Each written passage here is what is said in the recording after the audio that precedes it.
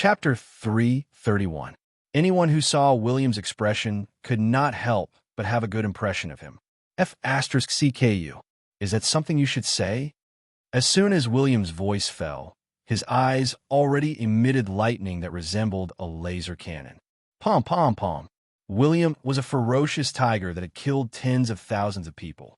His human father might have died in the impassable continent. What's there to be afraid of? William ignored him. He walked to the guards and said expressionlessly, "Move aside, or you'll slash my neck."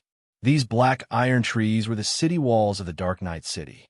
William glanced at the information panel. His endowment was still very useful. After all, the scene was too bloody. Before the guard could rush over, William punched him in the face with his left hand. But what was William doing now? The Chimera was a fire-type magical beast with a lion's head, a healthy body, and a snake's tail. They were the inseparable and mysterious partners of the elves. Up and down, the surrounding elves also covered their mouths with their hands, and some parents hurriedly covered their little elves' eyes with their hands. The birds circled around the elves and even let them touch them, hoping to cheat them of some food. Roar! It was as if there was a leak in their mouths. On both sides of the street, and at the entrance of each treehouse, there were colorful flowers. The butterflies were dancing. Taylor wanted to say that he was a prince, but in terms of status, he and William were on the same level. William threw away the unconscious Taylor. He glanced at the other elven guards who had surrounded him and pointed at his neck with his right hand. He took out the fire dragon's bile with his left hand and sneered. "Come, I'll give you a dragon's bile. Slash my neck." The barrier was like a water curtain, because William was in a bad mood. When he entered the Dark Knight City, someone had already recognized him, and many elves were looking at him in surprise. If there was an invasion, the elven archers hiding in the branches, tree holes, and even standing on the large leaves were enough to make many people want to die. The Shadow Maw Panther was a black, agile jungle killer that was good at wind magic. It was crawling at the entrance of a tree house that William passed by. What about the surrounding elves? It was a mess. Even if it was killing people, there was nothing wrong with it. At this moment, they became enraged. Even though William had been sent away because of his human bloodline, the Elven King had never stripped him of his prince status. Suddenly, a slender, handsome male elf walked over from the distance. This was a place that was hard for humans to imagine. It was as if every corner was filled with peace and nature. Prompt: you are the first player to enter the Blackleaf Elf Kingdom. Reward: 10,000 experience points. But why does it look so good? The dark and dense trees in front of him instantly transformed into a beautiful city with bright sunlight and a variety of flowers and trees. If these princesses, princes, and even their personal guards were lambs in a greenhouse, all kinds of tree houses, William did not pay much attention to the message notification. He glanced at Lautner, who took him to find Alice's residence. "Get out of the way. You have no right to speak here." Taylor turned his head and stared at Lautner. The guards behind him immediately surrounded him. It was the distribution of certain treasures that infuriated these elf princes and princesses the most. Let him take Princess Alice away. His mother used a forbidden skill, but she has been using all kinds of treasures to prolong her life. It's a waste.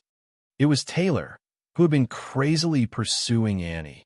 Taylor's reaction was not slow, but the battle energy shield that had just appeared was instantly broken. That's right. Perhaps Taylor's personal guards would not attack the elven royal family. I want you to go out now. For example, the descendants of eagles, griffins, and horses.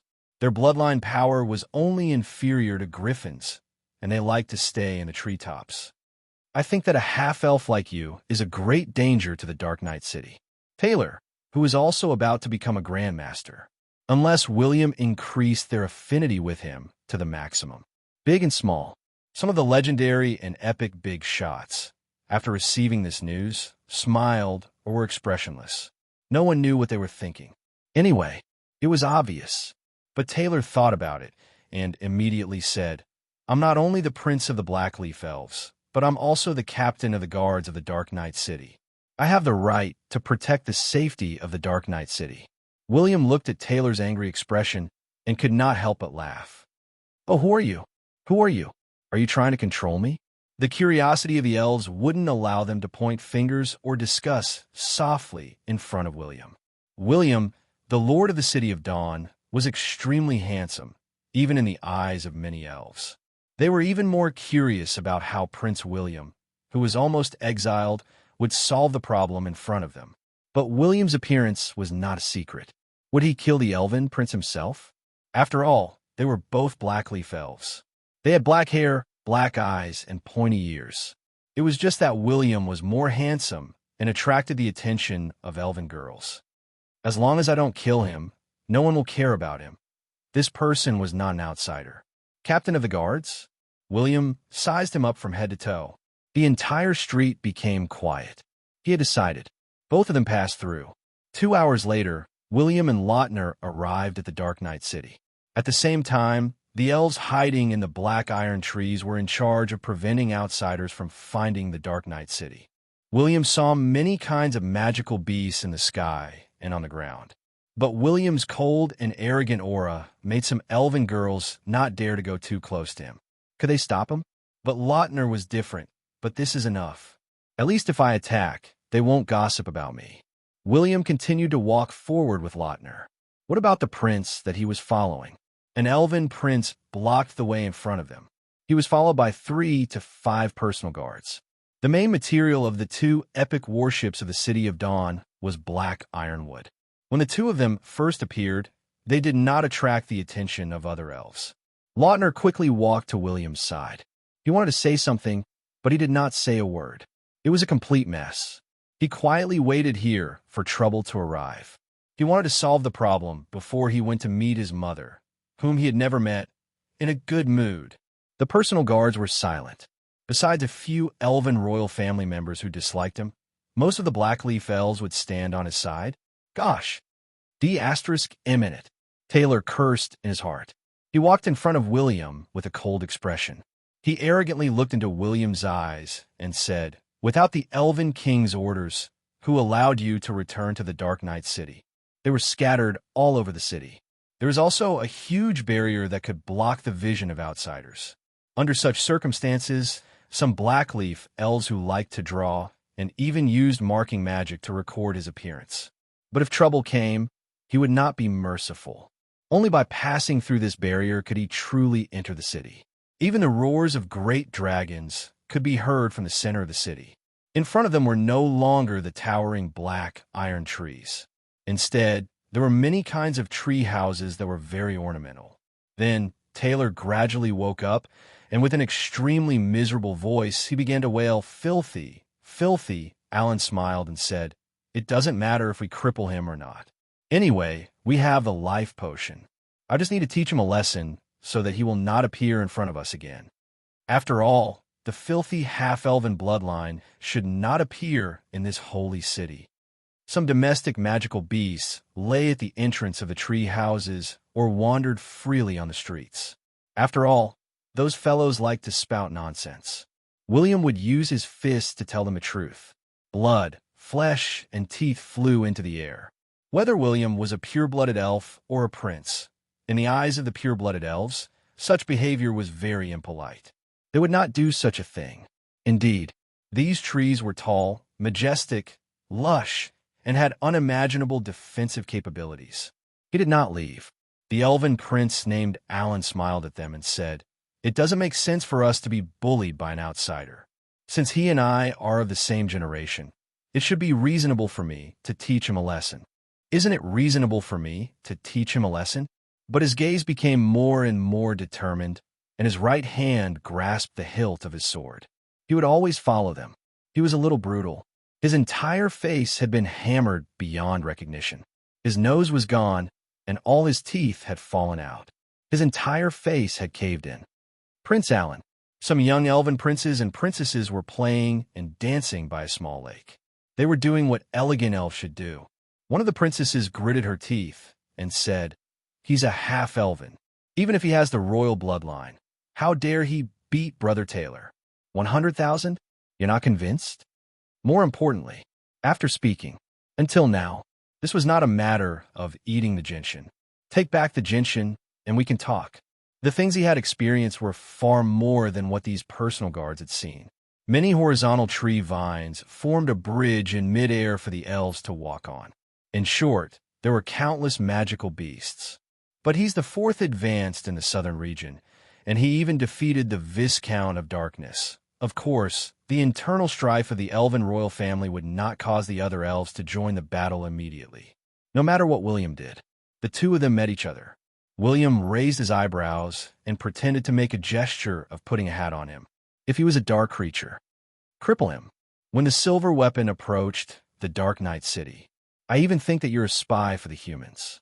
Because history had proven that the half-elves had the filthy thoughts of the humans. They had too many traitors. Even their jaws dropped. In this short 1 second, this was an elven nation hidden in a dense forest. There were no towering city walls around the city, only endless black iron trees that were hundreds of meters tall. He just stood in the center of the city. Fortunately, William and Lautner had the bloodline of the Blackleaf Elves, so they could easily enter the city. But what had to happen had still happened. He had no mouth left. After all, there were hundreds of thousands of Blackleaf Elves in the City of Dawn. When he went to the Fantasy Continent during the Magic Conference, he had also met many Blackleaf Elves. The king doesn't want to bother with him. That's because the king is magnanimous. Since he allowed him to live in the periphery of the Blackleaf Forest, he shouldn't come back. Just seeing him is enough to annoy me. He did not want to look for trouble. He just wanted to give the fruit of life to his mother in this life, and then solve the problem of his personal guards. Could it be so? They watched the scene in front of them with great interest. The internal strife of the elven royal family was not easy. The news of William entering the Dark Knight City and beating up Prince Taylor spread rapidly to the ears of every elf. In just 3 to 5 punches. In the next moment, Lautner hurried over and could not help but say, "Taylor," subsequently, "Brother Alan." Of course, it did not matter even if they found him. Bang! These advanced professionals, who did not have the guts to make a move, were pondering. He pushed aside a few personal guards in front of him and walked straight ahead with Lautner. He narrowed his eyes. If that was the case, wouldn't he have a huge advantage in terms of public opinion? Chapter 332. At the central square of the Dark Knight City, only William was there. He was facing the strongest of the younger generation, Prince Alan, who had attained the Grandmaster realm at the age of 37. Of course, behind him were 2 advanced elfin princes and 2 elfin princesses. At this moment, these people were arrogantly saying that he shouldn't have come back, that there was a problem with how to use his bloodline, and so on. As for Lautner, he wanted to help, but he did not even have the chance to do anything. He was taken away by dozens of guards. Someone wanted to help William. For example, his mother's guards, but they were blocked outside the square by the guards of other people. They could not enter. Now, the entire square had been sealed off by the guards of the princes and princesses. The surrounding tree houses, tree holes, and tree branches were full of ordinary elves. They looked at the lonely Prince William with pity. They wanted to say something, but they did not know how to say it. Or rather, they could not participate in the internal strife of the elfin royal family. In this so-called square, it was more like a court. These elfin princes and princesses were the so-called judges. William stood in this unfamiliar city and received the strange gazes of countless people. Alan sneered. "Leave. Don't look at me like that. We are all princes, but your dirty bloodline is always a mistake." "Is that what you want to say to me?" William raised his eyebrows. He continued, "If that's all, then get out of the way." "What?" Alan walked to his side and whispered in his ear, "Do you want to see your half-dead mother?" William looked at him expressionlessly. Electric arcs appeared on the surface of his body. "Say that again. You dare to use battle energy in front of me. I should teach you a lesson on behalf of your deceased father." Alan suddenly shouted angrily and slapped William's face. But just as everyone opened their mouths wide, thinking that Alan was going to slap William down, William suddenly raised his left hand. He tightly grasped the hand that Alan had swung up. Alan was very surprised by William's strength. His body was also burning with fiery red battle energy. He shouted coldly, "Let go." But in this so-called court, William's calm voice rang. "Are you a grandmaster?" The kind that is stacked up with potions? As soon as he finished speaking, Alan was completely enraged. Dazzling flames erupted from his entire body and immediately enveloped William. In the next second, William's eyes shot out two bolts of lightning that seemed to be real, piercing through the human-shaped fire shield. Even though Alan's left hand was grabbed by him, he still dodged it. However, the few elf princes behind him were hit by the lasers at the first moment, and they immediately retreated hundreds of meters like cannonballs. Alan, whose face was full of anger, was about to attack again. William clenched his left fist. "Kacha! Kacha!" An ear-piercing scream rang out. The Grandmaster Alan's battle energy shield had been extinguished. He knelt in front of William and raised his head. His eyes were filled with fear as he looked at his left hand, which had been clenched into a pulp. Let go of me." Alan cursed, spittle flying everywhere in his mouth. But William narrowed his eyes and looked curiously at the elven prince, who was afraid of pain. He muttered, "Are you afraid of pain? Let me go." Stab. My hand, you're dead. You're dead." Alan could not believe that his left hand had been forcefully pulled down by William. Flesh and bones were right in front of him. He could not believe it, but indescribable pain filled his nerves.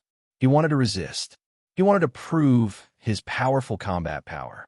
He knew how he had tortured and killed those trash-like dark creatures. He knew how he had dealt with those seemingly powerful magical beasts. He didn't believe that a mere high-grade professional could defeat him.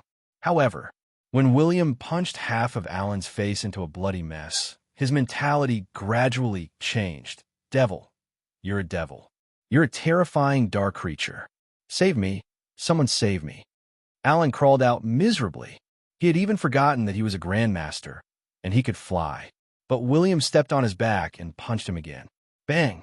Alan's entire head was smashed into the ground. The back of his head even caved in. But at this moment, finally, someone couldn't take it anymore. One of Alan's grandmaster personal guards clenched his long sword tightly. Like a wind blade, he instantly appeared in front of Alan. But William, who was in the middle of the square, still did not lift his foot. He didn't even try to avoid the long sword that had stabbed into his body. Using the method of exchanging injury for injury, he punched the Grandmaster's head, causing him to bleed and fly back dozens of meters. William now understood a little. He looked around at the elves whose eyes were filled with fear. Someone was using him. Or in other words, someone wanted to use himself to tell the Blackleaf elves that if they continued to live peacefully, they would become a group of lambs waiting to be slaughtered sooner or later. Just as William was about to beat Alan up, Alan's expression changed. A faint voice suddenly sounded from afar. A figure appeared. He looked at William coldly and said, "Stop. That's enough. They're still young. They will realize their mistakes in the future. Let go. Go and see your mother." But William laughed at himself. "Why do I have to stop just because you said so? Are you his father? Or am I his father? Must I forgive this idiot?" William shouted angrily, and his fist flashed with lightning. Bang! This punch. Once again, it hammered on Alan's head. The huge force caused the ground within a radius of a few hundred meters to tremble. "What are you doing? D***, are you crazy?" That person was stunned. He did not expect William to attack again. And with just one punch, William killed Alan. He had really killed Alan. With one punch, Alan's head had exploded. This was an epic expert. He came to William's side in an attempt to preserve Alan's soul. But William's aura continued to increase. The surface of his body emitted intense lightning, and his eyes turned silvery white. Instantly, a soul shock wave exploded. Bang! The smoke dissipated. The dust had settled. The epic expert who had blocked the soul shock wave trembled in anger. William had used his soul shock wave to obliterate Alan's soul. At this moment, countless shouts came from all directions. In just a few seconds, the sky was filled with legendary and epic elves. Some of them looked angrily at William, as though they wanted to kill him. But there were still some people who looked at him with admiration. They even wanted to laugh out loud, but the Lord of Dawn did not care about the gazes of those people. He mocked, "Oh, is this trash the future successor of the Elven King? He's nothing much. I can kill him when I'm at the advanced level. Since I've become a Grandmaster, Does it mean that I'm one of the candidates for the Elven King? A person instantly appeared in front of William. But at the same time, another person came to William's side and used his arm to pull William back. He looked at the person in front of him cautiously. The former was a middle-aged elven man. He slowly carried Alan's headless corpse and looked deeply at William. He did not attack. When he turned around, he said, "William, you'll die." "Realm warrior?" William asked. The middle-aged elf was Alan's father. He had the royal bloodline and was once an old prince. He belonged to the same generation as Alice. The middle-aged elf sneered and turned his head. "Why? Are you afraid? It's enough that I gave you a chance to train them. Since you want to kill them, don't blame me for settling the score with you in the future." William sneered and said, "Do you think that I'm afraid? Hundreds of years old trash. How many people have you killed? I'm a grandmaster at 19 this year. I've killed more than 100,000 dark creatures. Do you think that I'm like you who has never experienced a battle to the death? Do you believe that I'll be at the same level as you next year and beat you up?" All kinds of vulgarities, and even pretentious words. Instantly, the surrounding elves choked. Only now did they realize how young William was. However, his talent and the speed at which he had grown up were truly unbelievable. What was more important was they did not expect William's murderous aura to be so strong. This young half-elf had already become an executioner who killed people like scything flax. But before the latter could attack in anger, the man who had been standing behind William spoke. "Don't talk nonsense. Let's go. Today's matter needs to be resolved by the Elven King." He was none other than Alice's last personal guard, Douglet. He was also an epic domain expert. If not for him, Alan's father would have attacked. William could only grimace. He had no choice. The best way now was to meet the Elven King.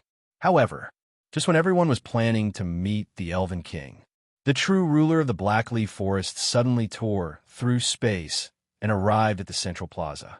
"Greetings, King." When the hundreds of thousands of Blackleaf elves saw the Elven King, they all bowed to him. Even William was no exception. The Elven King maintained the appearance of a middle-aged man. He was handsome and had a pair of deep eyes. He wore a long brown robe and had similar aesthetic standards to William. He first looked at Alan's headless corpse and then walked in front of William. In front of everyone, he stretched out his hand and touched William's head. He chuckled and said, "You have an explosive temper, and you're decisive in killing. You're more like our ancestors than us." There was a moment of silence. Even Alan's father looked at his father in disbelief. He could not help but say, "Your grandson has been killed. He has been killed." The Elven King calmly glanced at him. Is it something to be proud of for an advanced master to be killed by an advanced master? But Alan's father was speechless. The Elven King continued to say to William, "It's been hard on you. Do you still need me to dispatch some of my people to the City of Dawn?" But this time, those who have not seen much blood should be those who are going. "No problem. I promise to train them into first-class warriors." William grinned happily at the Elven King. Meanwhile, he raised his eyebrows at some gloomy fellows. "Brother, you didn't expect this, right? I have a trump card. Those who want to kill me should use their brains." Besides the sages, only the Elven King could dispatch 100,000 of his people to the City of Dawn. The other legendary big shots cannot do it. If you want to kill me, you have to see whose backing is stronger. Arrogant? I can do whatever I want in the Dark Knight City. Why do you care? Chapter 333. Was this the end of the matter? No. The Elven King did not leave. An exaggerated long sword appeared in his hand, and he stabbed it deep into the ground. Bang, bang, bang. Spiderweb-like cracks spread in all directions. In a short period of time, a series of heavy sound waves penetrated the entire royal city, reverberating in the ears of every elf. At this moment, as long as the elves were in the Dark Knight City, no matter what they were doing, no matter what their identity was, even if they were a true sage, they had to put down whatever they were doing, because this was the roar of the Elven King's weapon. This was the most serious roar of the Elven King. This was the voice of the Elven King calling out to all his people. Those people did not leave either. They landed on the ground from the sky and looked at their king with slightly puzzled gazes. William seemed to understand something. He silently retreated, retreated. At this moment, the seemingly small but majestic elven king raised the long sword in his hand and said, "Blackleaf elves, listen up." 6 simple words. His voice drowned out all the voices in the city. William, who was the closest, knelt on one knee. Millions of other elves who were rushing over stopped in their tracks, regardless of whether they were on the trees, roofs, or anywhere else. When they heard these words, they lined up and knelt on one knee like dominoes and responded in unison, "My king." The elven king looked around at his people who had surrendered to him. He immediately said in a clear voice, "From today onwards, the Dark Night City will no longer be sealed." Yes, millions of elves shouted in unison, shaking the clouds. From today onwards, the members of the Blackleaf elven royal family will fight at the first line of defense in the dark world. If they do not personally kill 5 dark creatures of the same level, their personal guards will not be allowed to help in battle. Those who disobey will be killed. Yes, from today onwards, the Dark Knight elves will kill all the dark creatures at the border of the Blackleaf Forest. Yes, from today onwards, the Blackleaf elves will be fully prepared for battle. Yes, my king. Every word of the elven king was like a heavy hammer that hammered the hearts of all the elves. Because when the elven king shouted the 4 words, "Prepare for all-out war," many old elven warriors even had the urge to cry. They were shouting in their hearts that they were finally going to pull out their long-sealed swords. For the elves who had lived for too long and had become numb to life, they felt the passion in their hearts once again. They had seen enough of the current Dark Night City. If the Blackleaf elves continued to live peacefully, no matter how much their people multiplied, they would eventually become the slaves of a new era's ruler. It was time for the Blackleaf elves to make a statement to the entire continent. They never disappeared. At this moment, countless runes condensed in the elven king's palm. He bent down and slammed the ground heavily. Rumble. Looking from the sky, a huge blue, circular ripple rapidly expanded outwards. When the blue ripple approached the edge of King City, crack, there was a crisp sound. The enchantment that enveloped the Dark Night City instantly dissipated. This protective, illusory, and enchanted enchantment that enveloped the entire city was destroyed just like that. But so what? Other than the benefits of population reproduction, the isolation of the country had other disadvantages. The current Moonlight Elven King was determined to fall into darkness and sacrifice the blood of millions of lives just to awaken his people who had been peaceful for too long. If the Blackleaf Elven King did not even have the determination to destroy the protective enchantment, he would rather die. The Elven King was about to leave, but when he saw William kneeling on the ground, he sighed again. From today onwards, every adult elf can disguise as a human and travel outside the Blackleaf Forest for 1 to 3 years. Ollie, the man who was carrying Alan's corpse, knelt on one knee. "Father, go to the Devil's Den in the southwest and guard it for 5 years. "Yes, father." Alan's father, Ollie, the son of the Elven King, the old prince who had lived for hundreds of years, did not even dare to fart. Hence, the Elven King resolved all the problems and announced a series of reforms. Then, he patted William's shoulder and disappeared again. William watched Ollie carry his son's corpse and stagger away. There was no pity in his eyes. The son did not teach. It was the father's fault. Alan was like a bird, and his father was almost the same. Only the Elven King, who had experienced the Second Era, was considered normal. But this kind of big shot usually did not have time to raise his children, but there was no need to feel pity for him. After 5 years, he would definitely find a way to take revenge on William. But no one was surprised that the Elven King would not allow revenge. After all, were dead geniuses still valuable? Obviously, they were worthless. In his previous life, William had died at the hands of the Iron Nation. His head had been hung under the waterfall. Did the Blackleaf elves seek revenge? Of course not, because as a member of the Blackleaf elven royal family, he had died in such a humiliating way.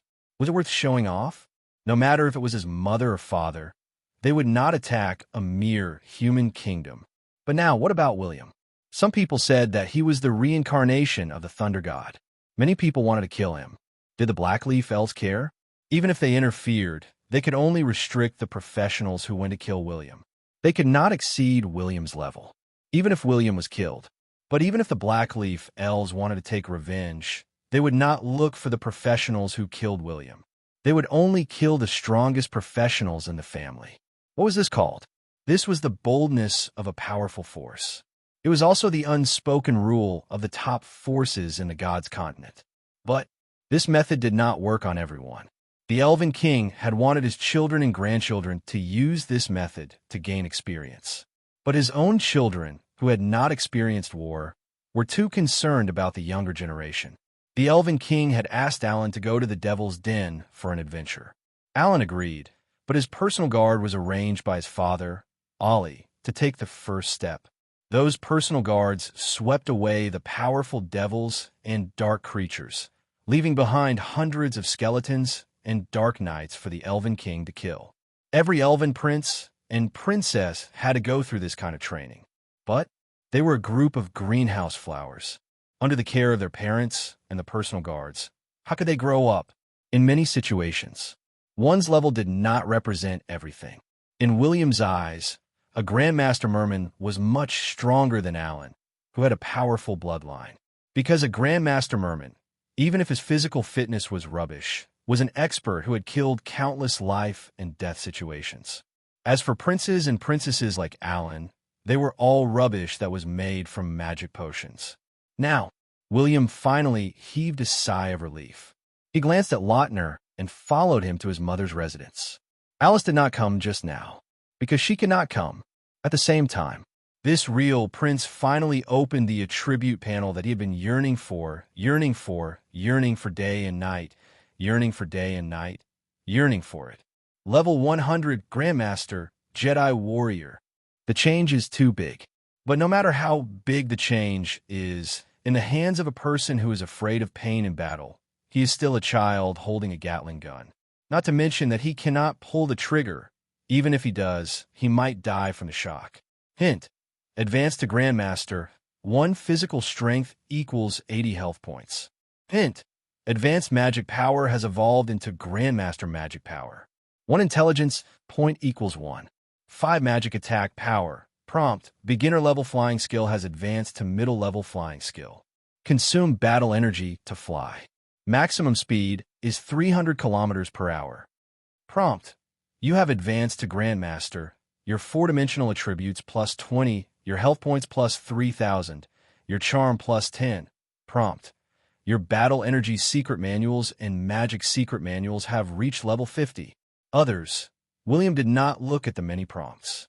When he had leveled up, he had used up all the free attribute points. He just glanced at the overall attributes. Wait. His attribute panel appeared.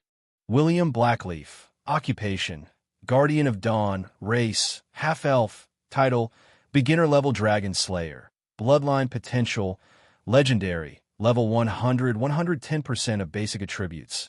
Endowment: handsome. Passive: endowment. Grandmaster life points. Endowment: Grandmaster magic. Endowment: body of thunder. Mutation. Endowment: protection of the Holy Spirit. Endowment: middle level flying skill. Endowment: body of steel. Level 100 experience 1234/893540. Age 19. Health points 101808. 110% bonus from bloodline. Stamina 24,920. Basic attributes are as follows, not counting bloodline bonus. Power 851 plus 175. Physical strength 406 plus 170. Agility 885 plus 185. Intelligence 397 plus 70. Special attributes are as follows. Charm 243 plus 102. Luck 3. The plus in brackets is the attribute increase of the equipment. Holy Dawn battle energy. Grade: legendary. Attribute: thunder. Level 40 0/52530 experience. Battle energy points 8,500/8,500 points. Recovery speed, 280 points per second. Activated special effects and skills are as follows. Special effect. Any battle energy skill will be increased by 26% and carry 290 points of thunder attribute attack. Special effect. Power plus 60, physical strength plus 60, agility plus 60, intelligence plus 38. Special effect. Health plus 5,500. Special effect. Stamina plus 3,300. Battle energy body protection. The surface of the body can produce a battle energy shield equal to the battle energy value. It consumes 150 battle energy value per second. The basic defense is 1350. If the attack power exceeds the upper limit of the defense, it can consume battle energy and even break the shield. Thunder special effect. When a shield is attacked by close combat, there is a 60% chance of triggering thunder reflection, causing the enemy to receive negative buffs such as numbness, rigidity, and burning, and causing 280 points of thunder attribute damage. After the shield disappears, the shield can be activated again after 5 seconds.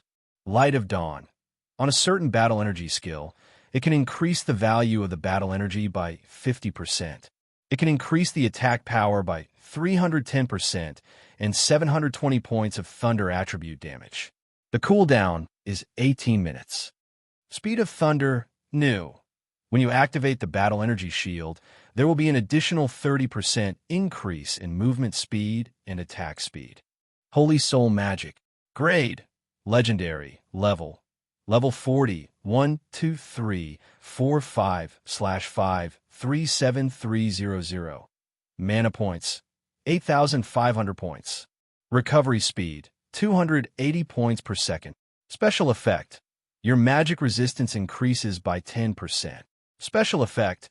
Power plus 40, physical strength plus 40, agility plus 40, intelligence plus 94. Special effect. Health plus 5,000. Special effect. Magic attack power increases by 28% and carries 330 points of soul attribute damage. Life Sacrifice. You can extract the soul of a weak enemy, health less than 10%, to restore 50% of their health. Distance. Within 20 meters. Cooldown. 90 seconds. Blessing of the Holy Soul. A holy soul will condense in your body. Every time the enemy attacks in close combat, the Holy Soul will have a certain chance to block and counterattack. Consumption. None. Cooldown. None. Holy Soul Defense. New. Any mental attack that you suffer will reduce the damage by 20%. The duration of a negative buff will also be reduced by 30%. The characteristics of a legendary boss have finally come into play. Level 100 is just the starting point. William looked at the 110% increase in all his attributes.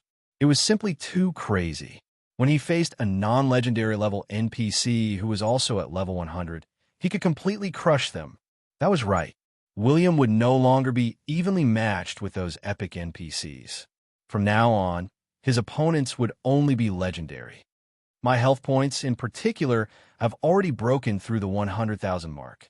I'm no longer that trash with only a little over 100 health points, someone who would die if he fell from a tree. William's small face was filled with gratification as he watched himself grow from a smurf to a super big character. The new special effects brought about by the Battle Energy Secret Manual and the Holy Soul Magic were also very powerful.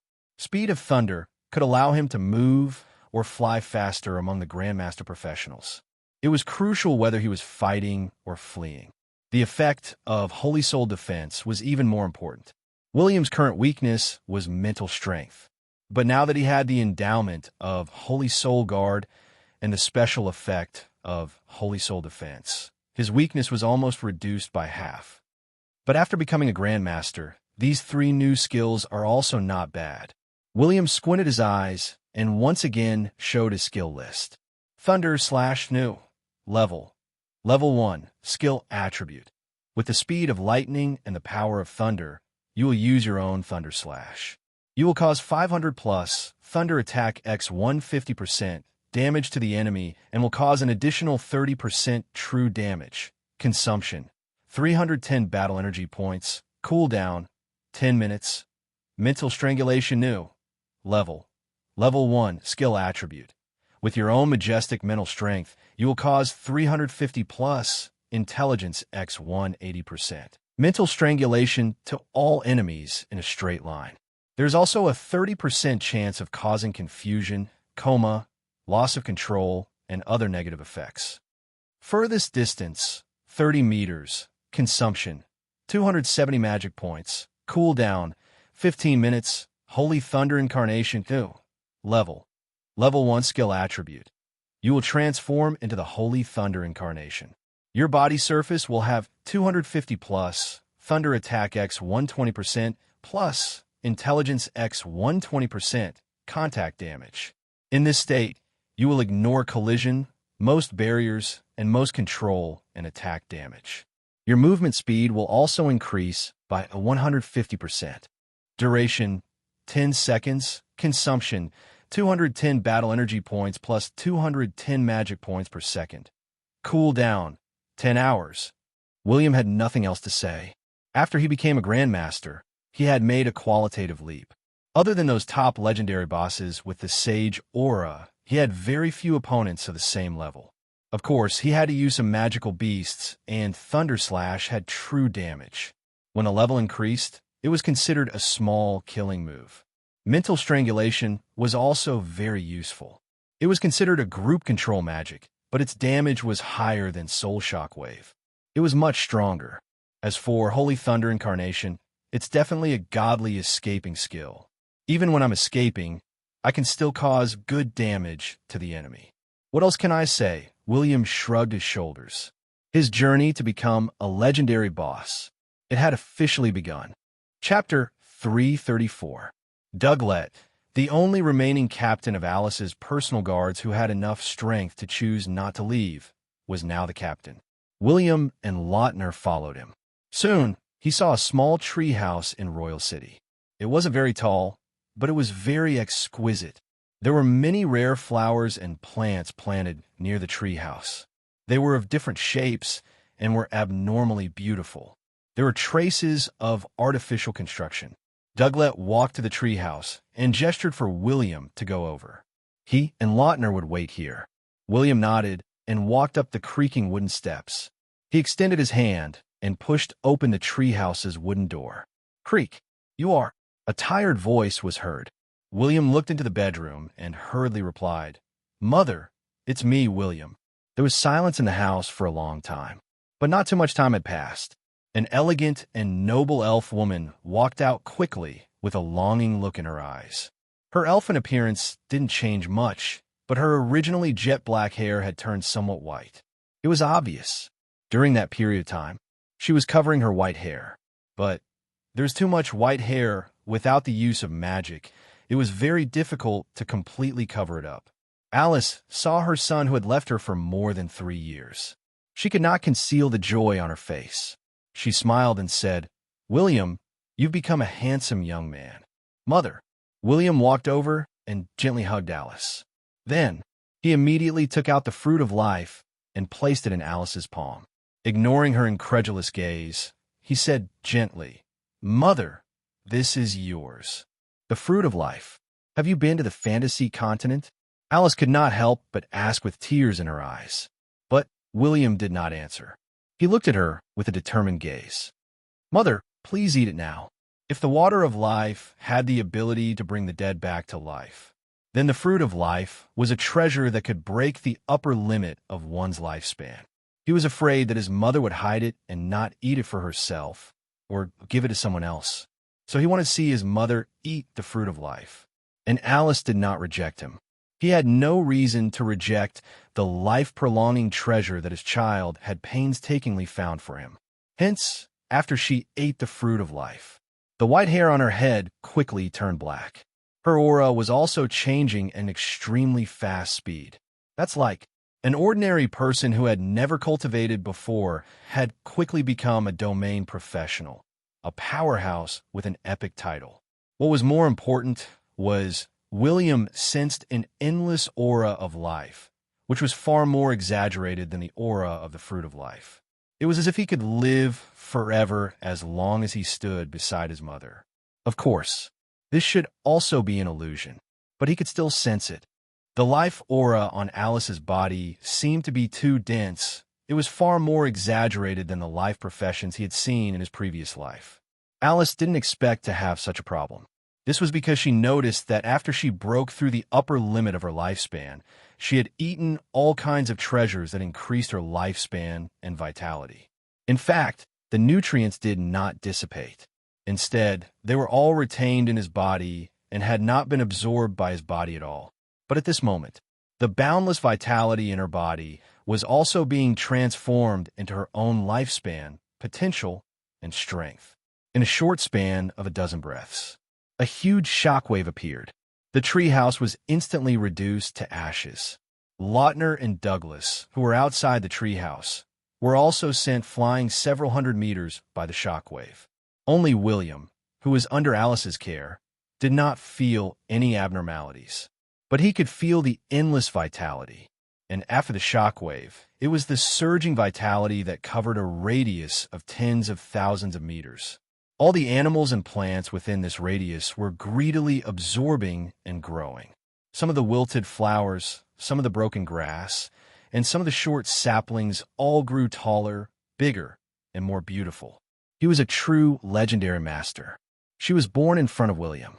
Or rather, Alice was already close to becoming a legendary. But because of the life blessing, she was unable to progress further. And in the next few seconds, the sky was filled with other elves. Many of them had astonished looks on their faces. Only a few members of the royal family had eyes filled with envy and jealousy. Why?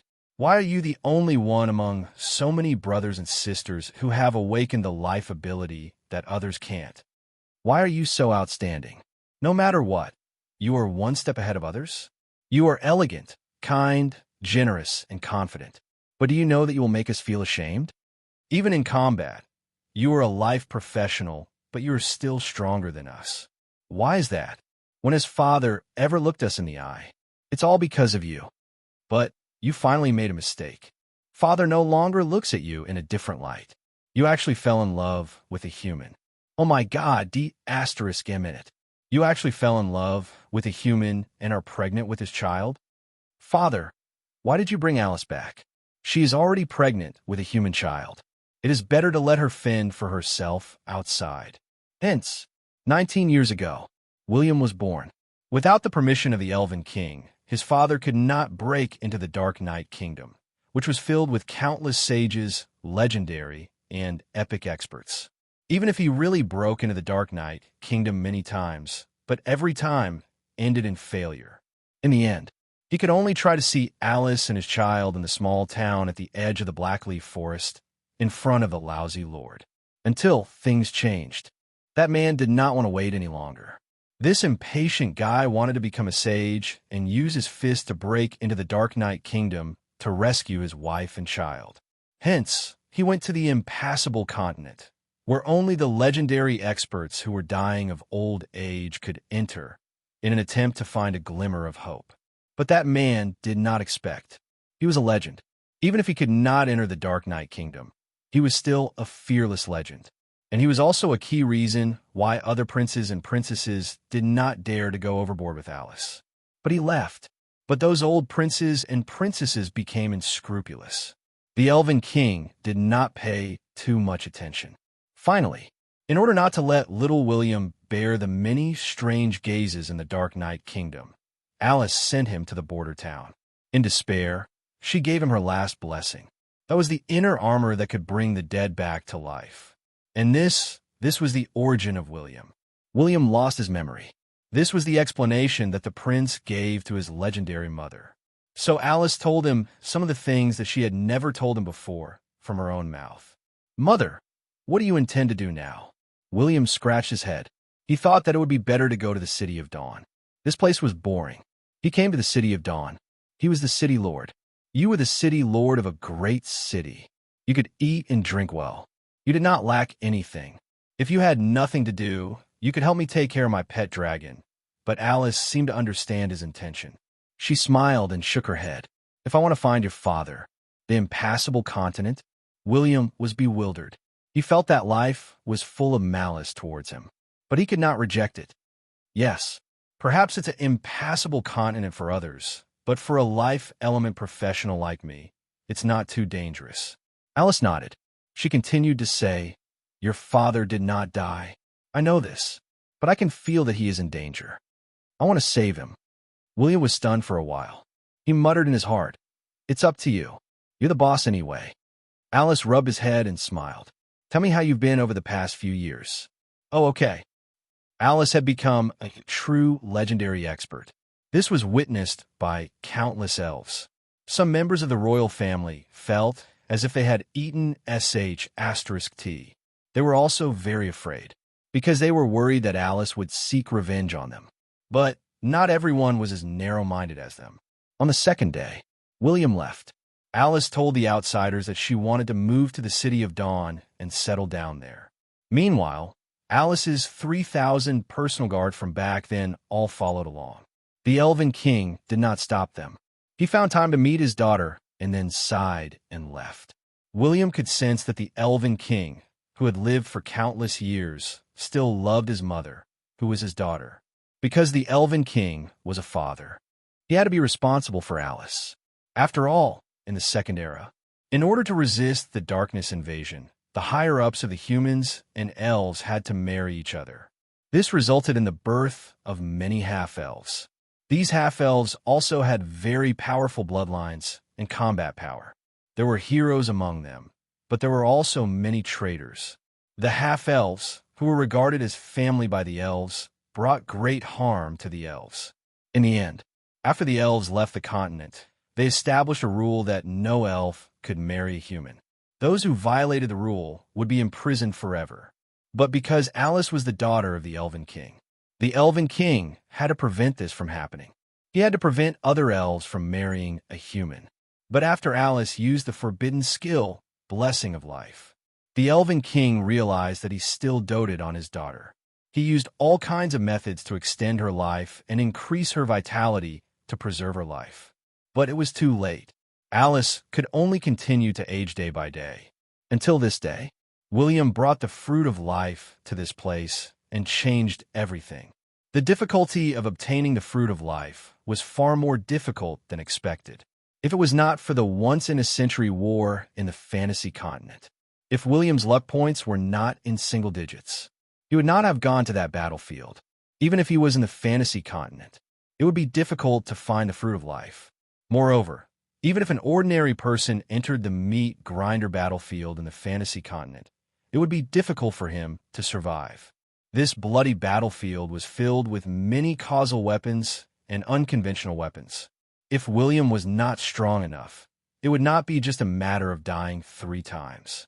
He might even die until his mental state collapsed. But no matter what, William had solved this matter almost perfectly. Chapter 335. In the City of Dawn. After Alice arrived here, she did not stay for too long. She only stayed here for 3 days before embarking on the journey to the impassable continent alone. But within these 3 days, Alice used the name of William's mother. She met with all the women who were related to William. The first was Sia, then Annie, even the little angel Cheyenne, who had nothing to talk to William. On the 3rd day, Alice received a piece of news from someone. William would go to a fortune-telling shop and look for a man to have sex with. So she found Seth as well. Moses ignored William and didn't even see him for a long time. But William's mother came. Moses did not dare to reject her. He did not know if it was because he could not defeat her or if it was because of something else. Both of them discussed for a long time. When Alice appeared, she even looked at William with a strange gaze. Then Alice left the City of Dawn. When she left, she did not attract any attention. She used the excuse of training in seclusion and disappeared from everyone's sight. In a small pub near the City Lord's mansion, William, Burnsinder, Lautner, Diablo, and other confidants were there. The few of them were drinking and chatting here. The prince sighed. Now, the City of Dawn is considered a powerful force in the southern region. We have countless elite soldiers and generals. Although we don't have any legendary experts, the legendary enemies won't dare to break the rules and attack me. The domain expert is Old Band, a space enchanter. My ace personal guard, Doglit. He is an Ice-type domain warrior. He is also an epic rank powerhouse. He is even stronger than Old Band. More importantly, Douglet has a legendary bloodline. Gosh, this is definitely the treatment of a mother. It's just that Douglet has been ordered not to help me unless I encounter a situation where I'm certain to die. Even if I destroy the City of Dawn, he will not help me. The third person is my dear Moses, an all-round enchanter who cannot help me easily. Damn it! If there are 3 epic rank creatures in the city, only Old Band can help me. At the thought of this, William looked at the others. But Old Leather, as a Grandmaster Time Warrior, not only does he have great potential, but his combat power is also very high. As for Faramir, my personal guard, he's a Wood Element Grandmaster Ranger. Although he only has an epic bloodline, he's quite talented. He's also one of the core combatants of the City of Dawn. Subsequently, William looked at his legendary and epic subordinates. They were the ones who had followed him all the way. If there were no accidents. One more year. That was when the version update ended. Basically, all of them were close to breaking through or stepping into the Guru realm. After all, the resurgence of magic power had brought about great changes. In addition, the potions and magical stones provided by the City of Dawn to professionals were enough for them to achieve breakthroughs quickly. Burn Cinder glanced at William and suddenly said, "What are you doing?" "Drink, Your Highness. You're such a coward. We've already drunk 1 liter of fruit wine." Hee. Is 1 caddy of fruit wine a lot? William narrowed his eyes. In the next version update, it was time to use the player's name to develop liquor. No, it was super purified alcohol. When that time came, he would kill these bastards who could not get drunk even after 1,000 drinks. It was like drinking in a tavern for free. Could they drink as they pleased in a tavern that was owned by William? Come. Let's drink until you die. William decided to be generous this time. He would let them drink to their heart's content. Then, they would go to Stormy Island and train day and night. If they did not become grandmasters, they would not be allowed to return. They would not even be allowed to enter a brothel. This was to prevent these bastards from using his name to go around without paying. MMP forget about drinking. Going to a brothel without paying? Those ladies could not even earn from the price difference. Did they have any humanity left? Time passed quickly. Over the next year, Yeezich in the City of Dawn did not stop its expansion. With William's good looks, they ferociously cozied up to the surrounding human nations and neutral camps. There were 3 human kingdoms in the southern region, except for the Desert Kingdom. In addition, the Red Fire Kingdom and the Lion Kingdom had good relations with the City of Dawn. William's hands went limp when he received employment missions. During this period of time, William did not roam around. It was mainly because he had just become a Grandmaster. If he went out now, he would have many Grandmasters and top legendary enemies. Therefore, he decided to bear with it. When the players appeared, he would get the first batch of Grandmasters. Then, he would improve his secret manuals and skill levels before going out to cause trouble. Of course, besides the series of problems in the City of Dawn, he was also the honorary dean of the 2 colleges of the City of Dawn. William was very interested in these young fellows who had grown up. He would visit the 2 colleges almost every day and crazily show his face. In a short period of 1 year, this group of young fellows who were not very intelligent had been completely seduced by his good looks. It was unknown how many little girls still regarded His Royal Highness as the standard for their future partners. TSK. William did not know about this problem. Otherwise, he would have said, "You're finished. I'm the most handsome man in the God's continent. If you follow my standards to find a man, you will definitely not be satisfied." William had met the little elf girl in the Blue Moon Town. She was Aaliyah So, the future legendary Dawn Archer of the Blackleaf Elves. Her family had arranged for her to enter the Battle Energy College. As such, there were a total of 10 students with legendary bloodlines in the 2 colleges. And these 10 were the 10 young fellows that William valued the most. Of course, it would take a long time for them to be able to help him. But there were many versions, and the time span was huge. Besides eating and waiting for death, William basically did not take the initiative to look for missions outside the Dawn College, the City of Dawn, Stormy Island, and the EC Metropolis. This was because he wanted to increase the affinity of all the NPCs in his territory to the maximum within a year to prevent internal instability. After all, during the period of version 3.0, the dark creatures did not carry out a second invasion. However, the consequences of the first darkness invasion were what the NPCs had to deal with. For example, the Viscount of Darkness and high-ranking devils were causing trouble everywhere. For example, there were dark warlocks like Madiko and some evil and perverted dark witches. There were also commoners and professionals who had been bewitched by the dark forces. They would secretly kill living creatures at home or in other places to summon the dark creatures.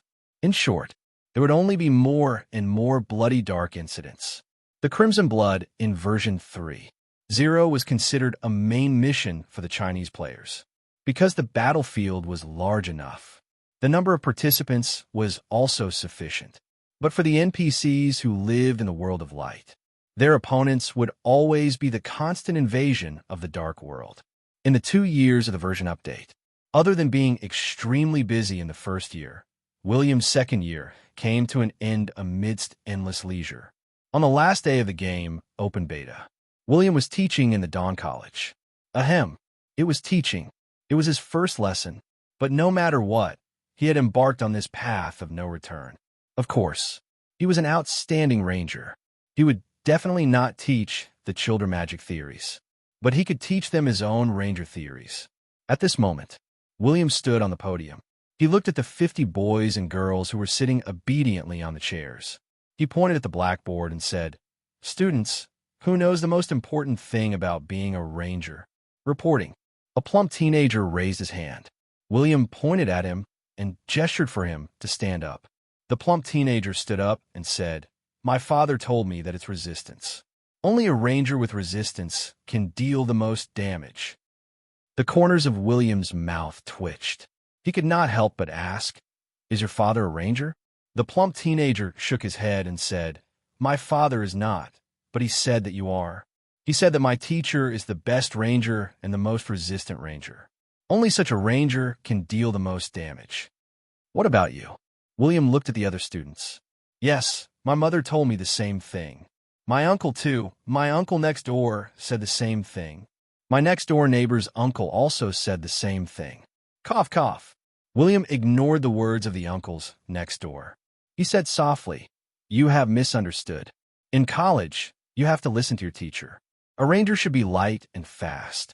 He should use his agile fighting style and use his bow and arrow to kill his enemies. The key is to shoot fast, accurately, and fiercely. You also have to run fast." A girl raised her hand and said, "Reporting. Speak." "My father said that a ranger should stand and take all the damage. He should use his fiercest, fastest, and most destructive fist to smash the enemy's face." William was speechless.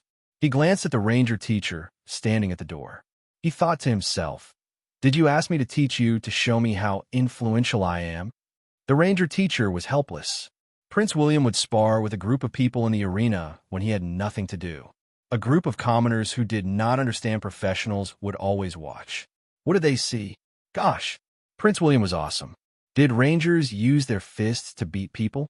But why did other rangers use bows and arrows? There was no need to think about it. Of course, it was because they were trash. After all, the most powerful ranger in the City of Dawn was Prince William. If they followed Prince William's path, they would definitely be successful. They would definitely become the strongest ranger. William once again explained to the group of teenagers. In the end, it was useless. Hence, the first lesson failed. Lord William walked to the door with a sad face. He patted the shoulder of the ranger teacher and comforted him. "Work hard and try to correct their thinking. They are still young." The middle-level ranger teacher frowned. "Do you believe me? If I can correct their thinking, why would I invite you over?" At this moment, there was a ding-dong sound. Prompt. Version update has ended. Prompt. The game forum has been activated at that moment. White light filled the sky. Countless players had returned to the God's continent after 2 years. Chapter 336. Aihuan San and back. When the players appeared, the City of Dawn became lively again. Wow, Prince William is such a playboy. Why hasn't he provoked an epic or legendary boss to destroy the City of Dawn? But it's fine. We can still use our faction contribution points. Many players felt relieved. Is this gods? It seems fun. The NPC models are so realistic. Hee hee. So this is the beginner's village that you old players are talking about. I don't see a single white name, and everywhere I look is extremely dangerous. You bunch of cheaters. A certain newbie was already going crazy. Based on this situation, were there any low-level monsters around? Damn it. Were they going to have to carry bricks until the next version update? The African fancy-can-grabbing champion looked around and rubbed his chin in surprise. He said irritably, Mother of Asterisker, I haven't even stepped out of the gaming cabin. I've been updating for a whole 10 hours, and I can only enter the game now. But the changes are too drastic. I wonder if the hole in the wall of the southern brothel has been blocked. When the players arrived in the City of Dawn again, they all had a strange feeling. Many of them stood on the streets and outside the city in a daze. Wait, isn't the version update supposed to take 2 years? Why do I feel like 20 years have passed? The City of Dawn has become bigger. But where are the bosses? Why do I only see the young ladies from the Guardian Legion? A gangster. A young lady wearing a beginner's outfit suddenly screamed. Let go of your hand, you shameless, perverted, disgusting scumbag. Hiss. I feel like I'm touching an electric eel. Is there a new special effect? A gangster player shrugged his shoulders. He did not care that his attributes had been temporarily halved. He disappeared in a flash and continued to sneak attack the breasts of other female beginner players. He wanted to try out the negative effects of playing gangster after the version update. He had tried hedgehogs, electric shocks, snake bites, cat scratches, cacti, broken glass, and so on. There were more than 100 of them. But he would not be banned if he played gangster. At most, his attributes would be temporarily reduced. Within a short period of time, he could attack their breasts dozens of times. Many players who witnessed this scene were expressionless. They wanted to say, haven't you had enough from the first version to version 3.0? How many female newbie players in the City of Dawn have not been assaulted by you? You didn't even let Fatty off. If he had the time, he could find a female NPC to increase his favorability. Even if it was a female player, he would have maxed out his favorability. That kind of touch was really comfortable. Within a short period of time, more than 200,000 players had appeared inside and outside the City of Dawn. The number of white lights didn't stop until more than 300,000 players had appeared. However, the Global League of Gods brought a lot of new players to this game that never advertised itself. The most important thing was in the game, the forum would definitely be shut down. But outside of the game, the forum would not be closed. Many newbies would ask veteran players which beginner village they should go to before they enter the game.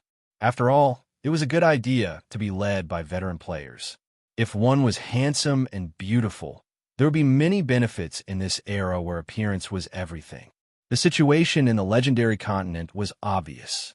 More than half of the players were gathered in the City of Dawn.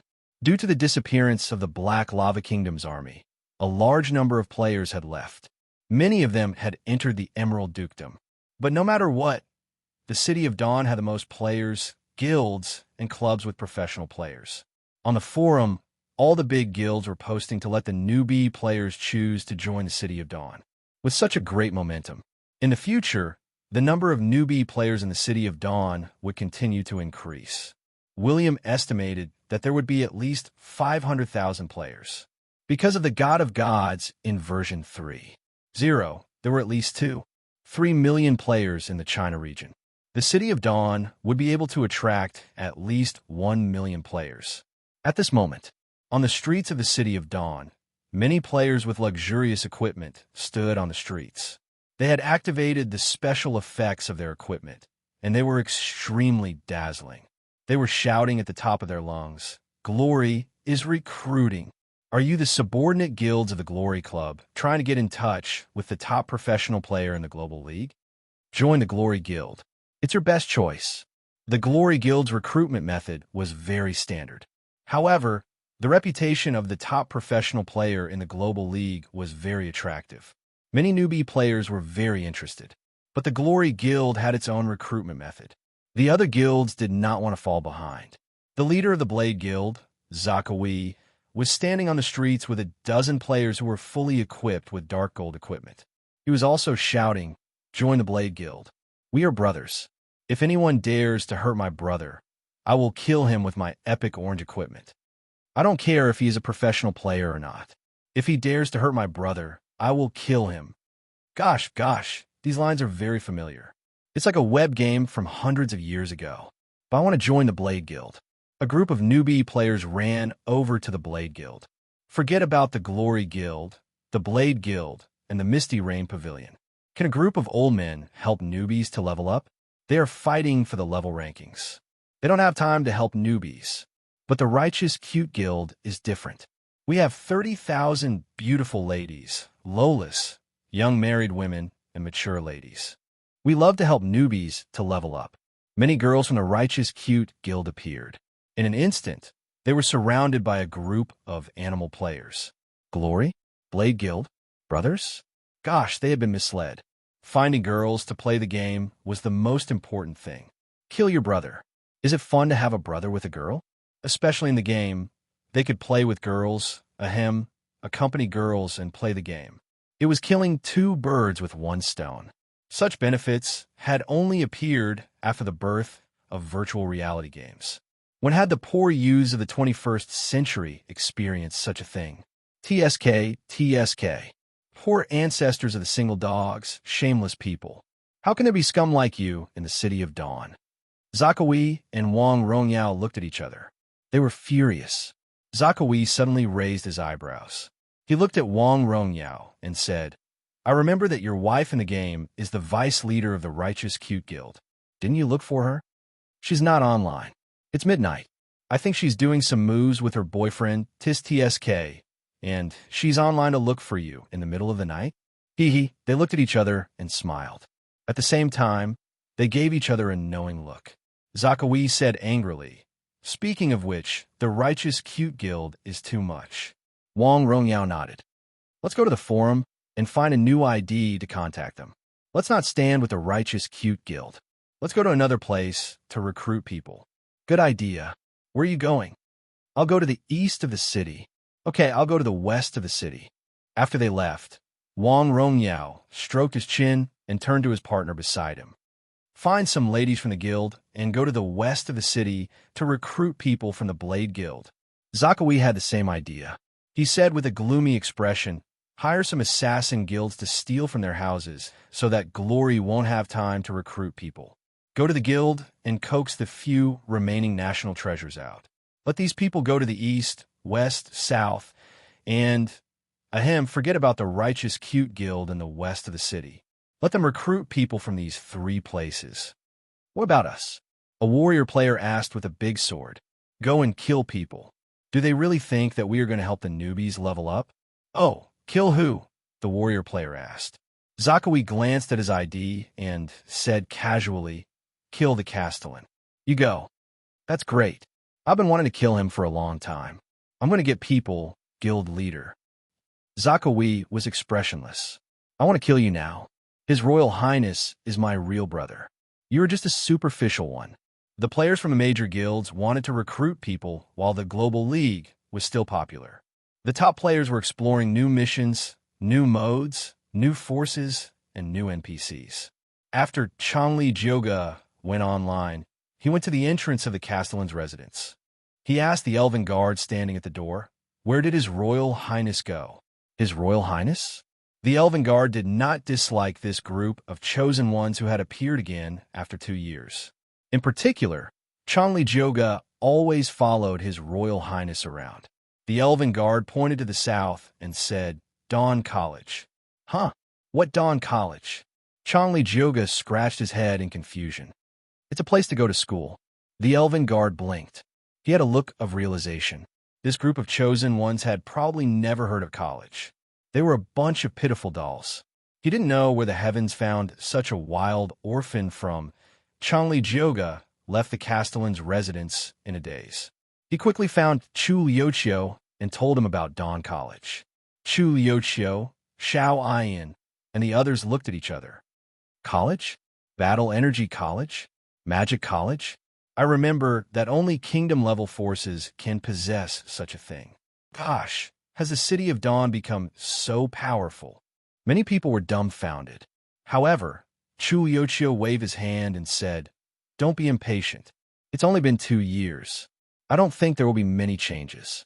However, the potential of the City of Dawn is extraordinary. We made the right decision to not leave the Dawn mercenary team. As for whether the City of Dawn has kingdom-level forces, we can't just look at the surface. The key is whether there are legendary big shots in the City of Dawn. Super secret news. Super explosive news." Another person ran in from outside. "Cut the crap. Just say it." Xiaoyan's temper was getting worse. She placed her long sword on the man's neck. The latter's mouth twitched. "Ahem, Prince William's mother is legendary." "Huh? There are many legendary bosses. What's so strange about that?" Someone shrugged his shoulders in confusion. "Yes, Prince William's parents are not legendary. How can he have legendary bloodline?" The players now understood the problem of bloodline. However, it was useless even if they knew. NPCs with legendary bloodlines were of the same level as them. There was still a huge mountain in front of them. The player hurriedly shook his head. "No, Prince William's mother is a legendary great enchanter." Gosh, we have a backer." "Arrogant? Ha! Our backer is finally no longer His Highness. That scum?" Chu Yochio's mouth twitched. "Are you guys too arrogant? Or do I not understand this world? We are only intermediate level. Prince William is probably a grandmaster. Are you guys not qualified to show off?" Chapter 337. The City of Dawn had changed a lot. Many of the veteran players were not used to it. More importantly, some of the bosses and big shots that he was familiar with were all gone. He had no idea where the muscular, heavy women had gone. But just when countless people couldn't find the mission panel, a voice suddenly reverberated throughout the City of Dawn. Ding dong. All the players in the City of Dawn had received a new mission. City of Dawn, mission introduction. The great lord of the City of Dawn has transformed a small border town into a powerful city in the southern region within a few years. Do you want to understand him? Do you want to understand this city that is shining with light? Please find the Dawn cards hidden in the corners of the city. Mission difficulty, none. Mission requirement, find the Dawn cards. The cards record information and power in the City of Dawn. The more Dawn cards you find, the more rewards you will receive. If you collect 50 cards, you can exchange them for an advanced silver equipment. If you collect 60 cards, you can exchange them for an advanced gold equipment. If you collect 70 cards, you can exchange them for an advanced dark gold equipment. If you collect 80 cards, you can exchange them for an advanced epic equipment.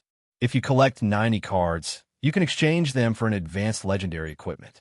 If you collect 100 cards, you can exchange them for an advanced legendary equipment and a remnant page of an advanced legendary manual. Experience reward? City of Dawn's affinity? Equipment reward? Would William forget the login time of the players? Impossible. Even if he had forgotten the time when he had transmigrated, he would not forget the appearance of this group of sheep. He just did not want to appear in front of the players. That would make his B grade seem very low. After all, as a mature legendary boss, he was familiar with how to cultivate his sense of mystery. He also knew how to cultivate the player's sense of belonging. This kind of guidance mission in the new version allowed the players to actively explore the changes and strength of the City of Dawn. Only then would they like the City of Dawn more. Of course, this time, he had announced an unprecedented reward. Legendary. But these 2 words were enough to make everyone go crazy. Now, even the novice players were crazy about it. This was because legendary equipment represented top-tier equipment. To players, this was a small godly item. As the veteran players watched the small, run-down city they used to live in grow stronger and larger, they naturally felt a sense of solidarity. Of course, the reward was the most important. Cards? F***CK I picked up a few of them just now and threw them away. I didn't say that they were mission items. What a loss. Angry Fatty was dumbfounded. When he turned around to look for it, he found that the streets were filled with players looking down. Fatty turned on the live stream expressionlessly. Take a look. Everyone, please don't be a lowly person.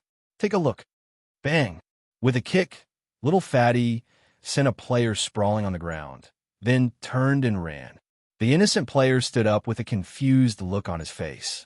He hadn't lost much HP, so why was he lying on the ground? The message box showed that he had been attacked by someone. There was no other way. Not being able to see his face meant that he couldn't see his ID. Otherwise, the assassins of gods wouldn't be so annoying. The plot guidance missions in version 3.0 were rather generous. Many players liked these kinds of missions that rewarded experience and equipment. Because they didn't have to fight monsters, they didn't have to worry about losing equipment durability or dying. In particular, if they collected all the cards, they could exchange them for legendary equipment and remnant pages of legendary manuals. F***CK. I can't take it anymore. We're only intermediate professionals, and Prince William has already prepared such awesome items for us. Prince William is getting rich overnight. Everyone, hurry up and look for novice players. We can collect some cards at a low price. I feel that there's a conspiracy. Stop talking nonsense. Collecting cards isn't asking you to sell your body. If there's a conspiracy, just look for it. Some people wanted to find the cards, but the locations were very strange. They were in the cracks in the walls, in the flower pots, at the corners of the bulletin boards, on the trees, in the magic lamps, and even in some public areas. Many male players even used the excuse of looking for cards to enter the female toilet. As for the number of cards, it was a lot. There were millions of cards. If the City of Dawn wasn't rich, they wouldn't be able to print so many cards. But why was William doing this? Wasn't it just to let the players have fun and pick up some equipment for free? It wasn't easy for him. Aren't these cards the panoramic view of the City of Dawn? They're quite beautiful. I think they could be collected. Mei Chuan and many other players gathered together to discuss the cards. Someone asked, how many cards are there in a set? 100 cards. I've only found 30 of them, and there are many duplicates. Let's exchange. There's so many people looking for these cards. I don't know how many of us can collect all the cards. Someone was frustrated. But even if they couldn't find all the cards, they could exchange them for some experience points. Mei Chuan grinned. Don't slack just because we're tourists. As long as we can find 50 cards, we'll get an advanced silver equipment. If we don't work hard now, we'll be sad when we reach advanced. Brother Underwear is right. Even if we can't collect all the cards, we can sell them to the rich players. Yes, I think so too. Agreed. There are many rich players in the City of Dawn. We should be able to earn some money. At this moment, a player suddenly ran over and said, Gosh, don't think about earning money. Some of the NPCs on the streets have rare cards that we can't find. What do you mean? Some players had a bad feeling. The player panted and explained, D***MN, these NPCs are selling the cards publicly, and they're very expensive. But there's no market for them. Most of the time, these NPCs only have one rare card. What do you mean? Report it. Report it to the City Lord's mansion. Someone shouted angrily. What was the meaning of this? Were you NPCs trying to steal our business? Mei Chuan glanced at him. Does that person have the logo of the City of Dawn on his chest? Yes. How do you know? They all have it on their chests. If not, it's on their sleeves. At this point, many of the players had already understood. Oh, so that was it. It was the first day of version 3.0. Prince William was going to extort money from the players. Sigh. Let's continue to look for the poor players' cards. Let the rich players buy the rare cards. They're very expensive, and the NPCs won't sell them to anyone. They'll only sell them when there's a crowd.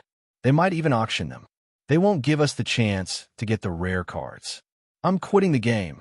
This is a trashy game. I'm not playing it anymore. I'm quitting the game. I'll eat *T if I continue playing. At this moment, the eyes of the player who wanted to eat *T lit up. He squatted down and picked up a card from the corner of the wall. After looking at it, he jumped up in joy. He waved the card in his hand and said, the third card in the southeast corner of the City of Dawn. Isn't this a rare card? Bro, you're rich. This card is very expensive. Someone on the forum has already bid 1,000 gold coins for it. Oh yes. Aren't you quitting the game? Give me the card. Quitting the game? Are you blind? Did I hear that I'm quitting the game?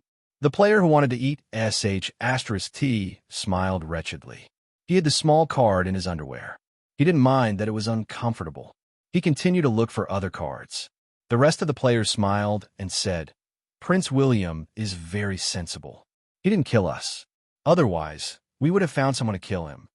Look for cards. Don't think about killing Prince William. We don't know how strong he is. Mei Chuan waved his hand. He had already found 2 rare cards when no one was looking. He didn't have time to talk to them. I've made a killing. Mei Chuan shouted in his heart. He had found the cards right under their noses. He was overjoyed. The guidance mission to collect cards was very interesting. It wasn't just about the value of the cards. It was also about the continuous development of the City of Dawn. More importantly, there was an NPC's portrait on the back of the rare cards. It also recorded the NPC's detailed background information. He even talked about what boss he had killed and what glory he had obtained. The cards of Burned Cinder and Serene had been found. Burned Cinder was wearing a fiery red armor. His body was covered in flames, and his long and narrow Dragon Slayer blade was like lava. He was very handsome.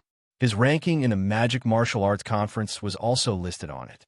His status in the City of Dawn, and so on. The latter had a portrait of a silver-backed ape carrying a mace. Ahem. Anyway, these cards could be used to exchange for equipment. They could also allow the players to have a deeper understanding of the NPC. To the players who were addicted to collecting, the value of these cards was comparable to epic equipment. Of course, if it was a legendary equipment, they would have to consider it carefully. As for the card that owned William, until now, no one had found it, and no one knew how many cards William had. Anyway, there were ladies on the forum who had started bidding. They were offering 20,000 renminbi just to get the prince's card. This card was definitely the rarest. It was essential to exchange for legendary equipment and secret manuals. The guidance missions in the City of Dawn were luxurious in terms of rewards, interest, and other aspects. As for the guidance missions in the Black Lava Dukedom and Emerald Grand Dukedom. What was the guidance mission? Brothers, in this free and open game world, one had to figure it out by oneself. However, the forum of the 2 dukedoms had been scolded by the newbie and envious players. Damn, the difference was too huge. They couldn't accept it. Some foreigners couldn't help but complain when they heard the news, of course. The card collection mission was interesting, but the value of the card was too high. As a result, many murders occurred in the City of Dawn because of a card. What was interesting was that this kind of thing happened quite often. The girls in the Guardian Army were a little busy because the players were really fighting for money. Chapter 338. Many players complained incessantly about the card collection event. Those who were not unlucky would be furious when they saw that other players and NPCs had rare cards. They would want to quit the game. But whenever a tribe leader was lucky enough to find a rare card, he would smile and say that it was delicious. Without a doubt, this card collection event was specially prepared for the rich. Some players liked to use the online banking system of gods to trade, but some players were not sure of money and liked to use gold coins to trade.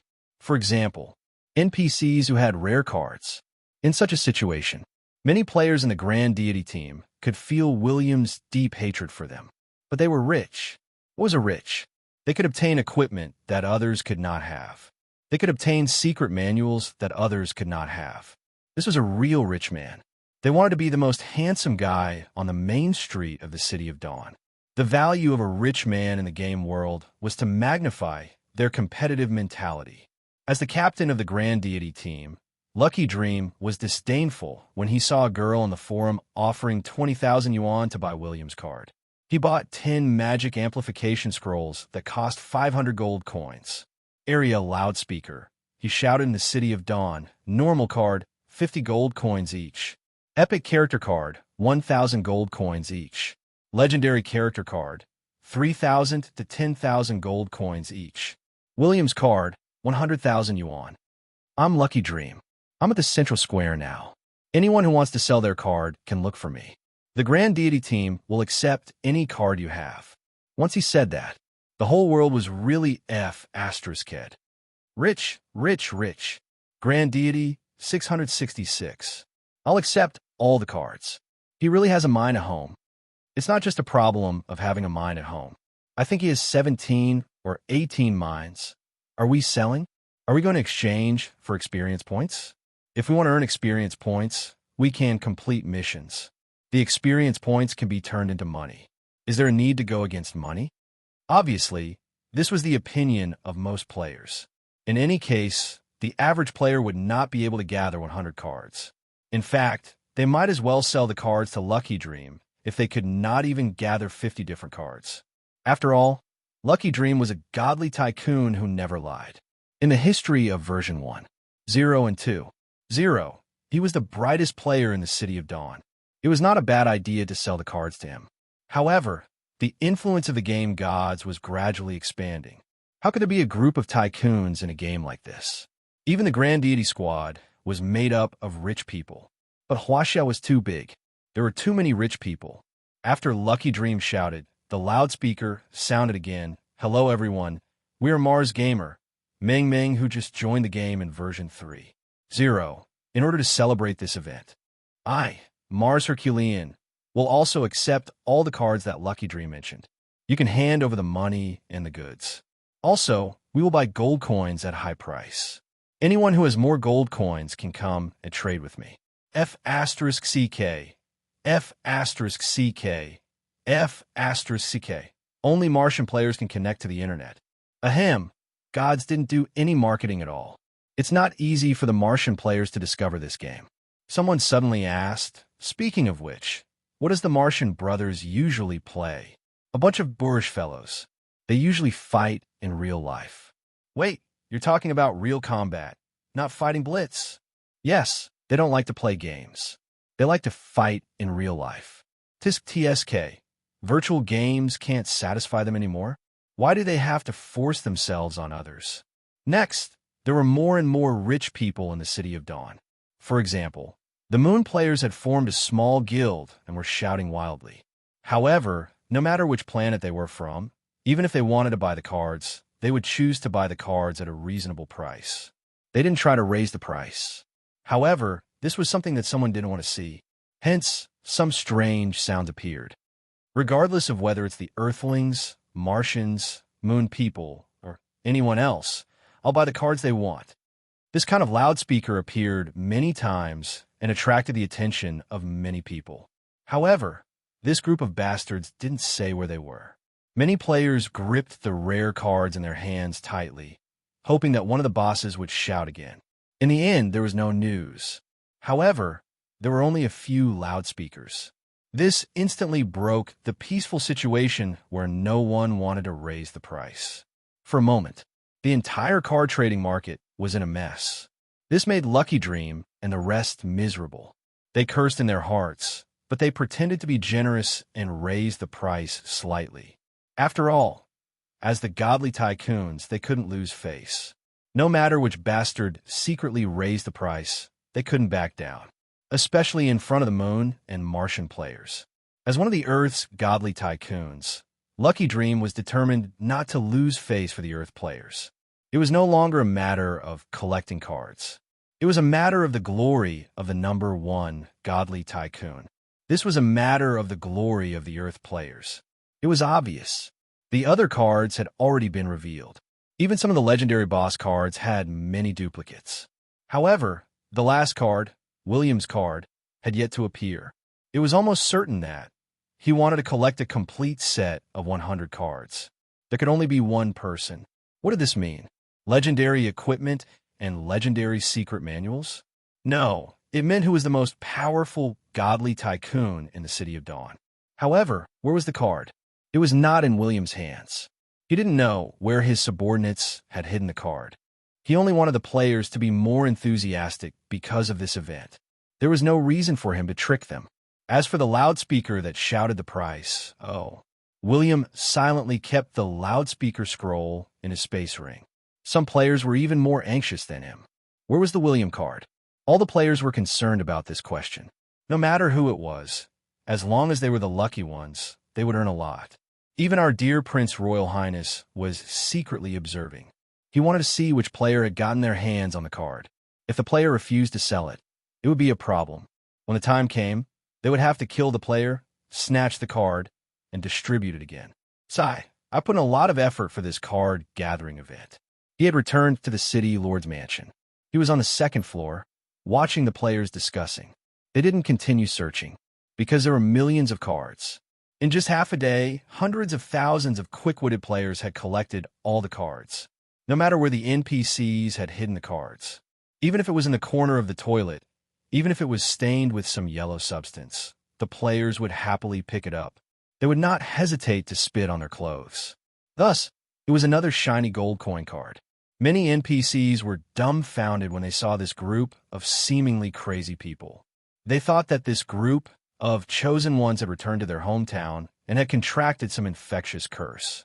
The NPCs were so frightened that they didn't dare to approach them. Time passed slowly. Many god-level tycoons had collected 99 cards. Only the William card was left. An ear-piercing, wild laughter rang out. Ah, it's mine. It's mine. The William card is mine. Countless players looked in the direction of the voice. Who was he? Someone widened his eyes. Gosh, what can Kratos do to me? That idiot who changed occupations to all the close combat professionals. Mother asterisk her.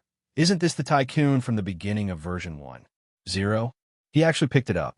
What kind of bullsh asterisk T luck is this? Someone sucked in a breath of cold air, secretly hammering his chest. Why wasn't he the one who picked it up when the William card appeared? What do you do against me? A large group of tycoons instantly surrounded him. Lucky Dream, Mars Strength, Moon Bigger Than Earth, and other rich players appeared. Brother, we seen have formed a team before. We are all Earthlings. I'll buy the William card for 100,000 yuan. Lucky Dream approached. What can Kratos do to me? When he saw the handsome face of William on the card, he immediately knew. This card was not fake. Mars Strength was wearing a beginner's uniform. He was rich, and his aura was no weaker than some middle-level professional players. He strode toward what can Kratos do to me. Wait, I'll pay 110,000 yuan. Sell this card to me. Let's be friends. How about that? Tis TSK. Are these the rich players from Earth and Mars? The Moon Bigger Than Earth was also a beginner player. He laughed and said, 150,000 yuan, William card. I'll buy it. 160,000, 170,000, 200,000. In a short period of time, the three of them were bidding crazily. The price had reached 200,000 yuan. Even though it was just a William card, they had spent a lot of money to collect the other 99 cards. Lucky Dream coughed and pulled the other two people over. He said in a low voice, don't overdo it when you're playing games. We don't have to compete like this. My bottom line for this card is 1 million. That's unfortunate. My bottom line is 1 million. Mars Hercules shrugged. Lucky Dream and Mars Hercules looked at each other, then at the third person. The Moon is Bigger Than Earth raised an eyebrow. Sorry, my family started out mining helium-3 on the moon. This card, I have no bottom line. Lucky Dream and Mars Hercules were speechless. MMP, he had met his match. He really met a super rich man who had a mine at home.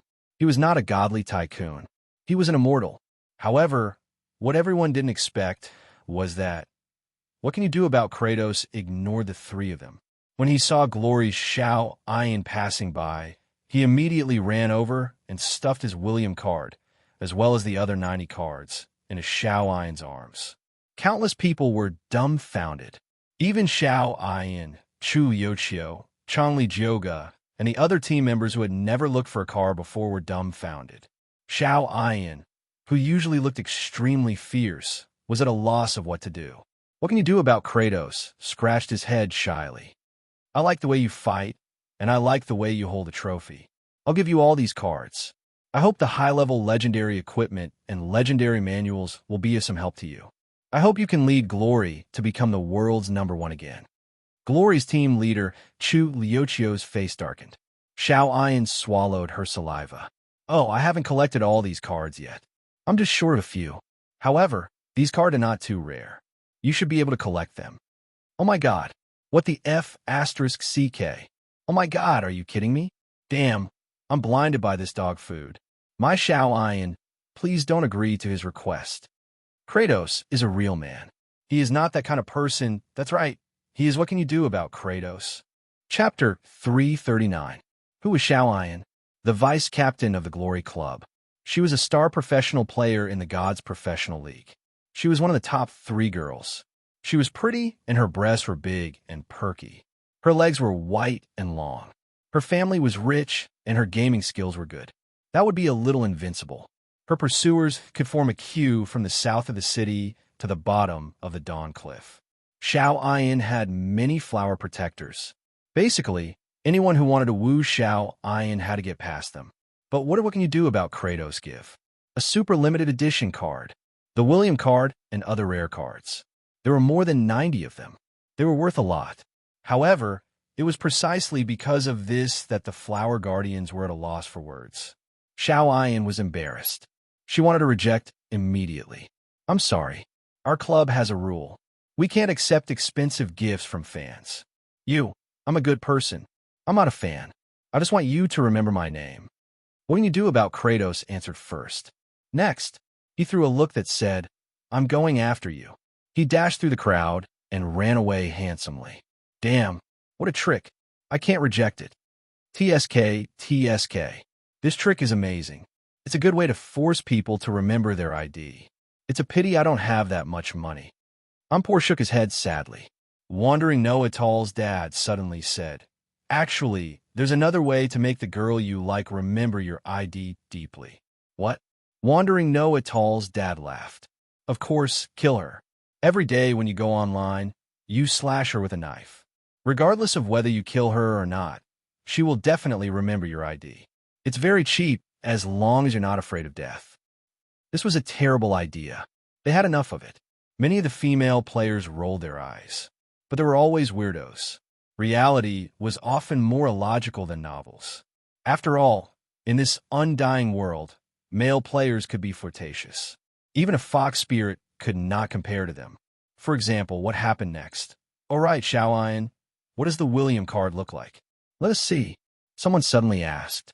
Xiao was a little dazed. She was even a little touched. She even had the thought of getting to know what can you do about Kratos. She then had the time to check the cards. But when she wanted to reveal the information of the William card, she raised her eyebrows. Subsequently, Xiao was expressionless. Her eyes were filled with ferocity, and there were black lines on her forehead. She threw the William card on the ground.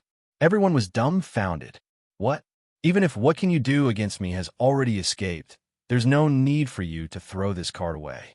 However, when Lucky Dream picked it up, he squinted his eyes and sucked in a breath of cold air, because he realized this card was actually a sticker. He tore it off and revealed the original appearance of the William card. The surrounding players widened their eyes. F***CK. This is just an ordinary card. Then Xiao threw all the other cards on the ground, and a large group of people picked them up. Hence, they discovered every single card was a F***King normal card, and it was a card with a high repetition rate. If they were to be sold in gold coins, the total value would not exceed 3,000 gold coins. However, there were pictures on both sides of these cards. As for these stickers, no one knew where "What Can You Do Against Me" got them from. Or, he must have some kind of magical tool. Just as many players thought that "What Can You Do Against Me" was too cunning. One of the players suddenly exclaimed, Look at the forum. What can you do against me is posted. F***CK. F***CK. What the F***CK? The title of the post was, Xiao, I'm very sorry. I thought about it and decided to exchange for legendary equipment and legendary secret manuals for myself. Just take a look. First comment, legendary equipment and remnant pages of legendary secret manuals. If you're envious, please deduct one. Second comment, Xiao, I know you don't like me, but I really like you. I want you to remember my name forever. Third comment, oh yes, the card will not be recycled. However, after exchanging for it, it will be marked by magic. Tomorrow, I will auction the William card at a high price. If you're interested, you can give it a try. Fourth comment, Xiao, I've thought about it for a long time. I like you, but I feel that I prefer games. Fifth comment, oh yes, take a look at the information of our handsome prince. Fourth place in the Southern Region Magic Conference, suspected to be the reincarnation of the Thunder God. killed the Viscount of Darkness in a split second. Next to the information was the handsome profile picture of the prince. Beside it was the word Grandmaster. What the hell is the Magic Conference? He's only in 4th place. How dare he put it on the list? The reincarnation of the Thunder God is a little awesome. Our prince is of the Thunder element, but he doesn't look like the Thunder God. I think he should be called Electric Spark. Who is the Viscount of Darkness? Who knows him? Anyway, the new information about the prince did not make the players feel how terrifying he was, because the players were more curious about the tricks and tricks that he had used. But William did not care. As time passed, the players would know how strong he was. When he saw What Can You Do About Me, Kratos running away, he felt that something was wrong. This was because the guy was running towards the card collection exchange point. But what no one expected was that What Can You Do About Me, Kratos was the first to collect all 100 cards. What can you do against me? I'll remember you. I'm going to kill him now. Who's going with me?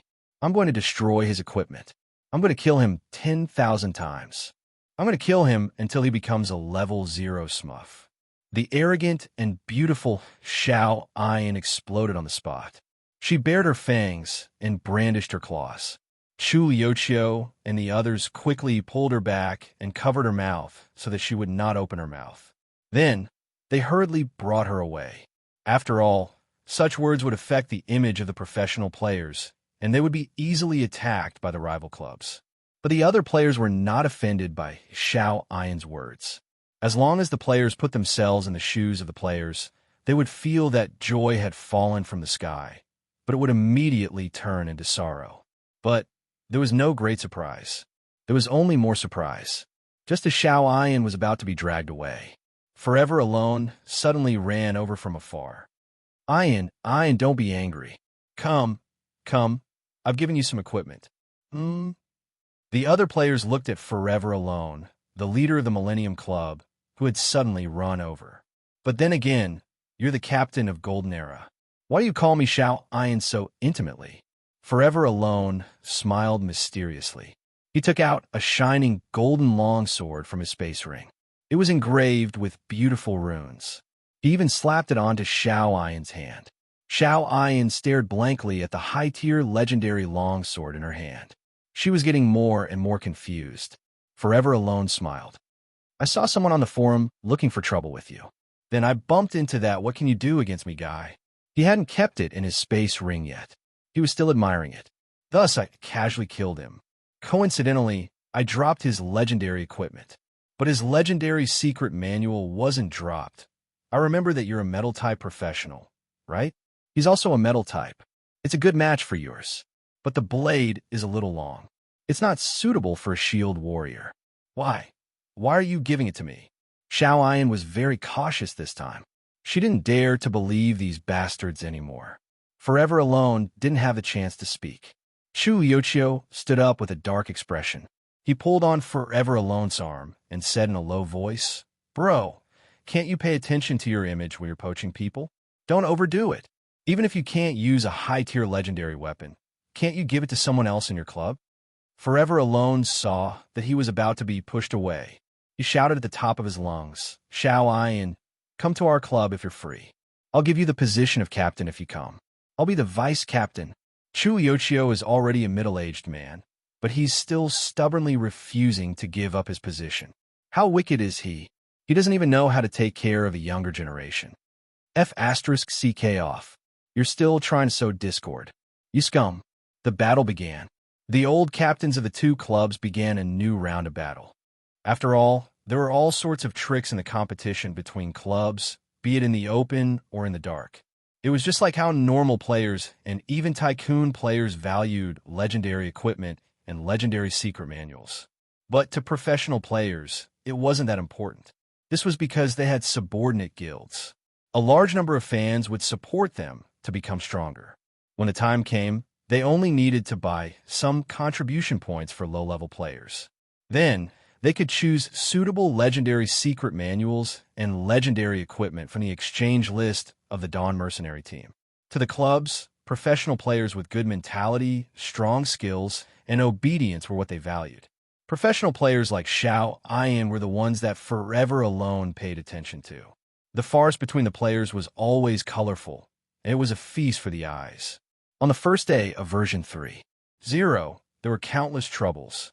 William was watching with great interest. He was just short of melon seeds, benches, and water. Now it was time to fleece the sheep.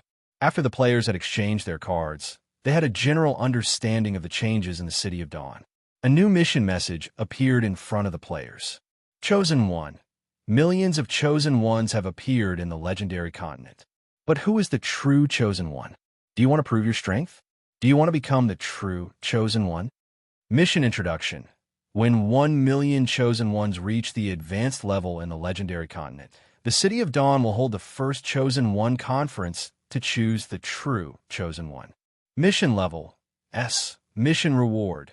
City of Dawn Affinity plus 300. William Blackleaf Affinity plus 100. Mission Reward. Advanced Legendary Equipment with the same attributes. Mission Reward. 2 million experience points. Mission Reward. Title of the Chosen One. Optional Mission Reward. Core member position in the Dawn Mercenary Team. The moment this mission message appeared, all the players in the City of Dawn fell silent.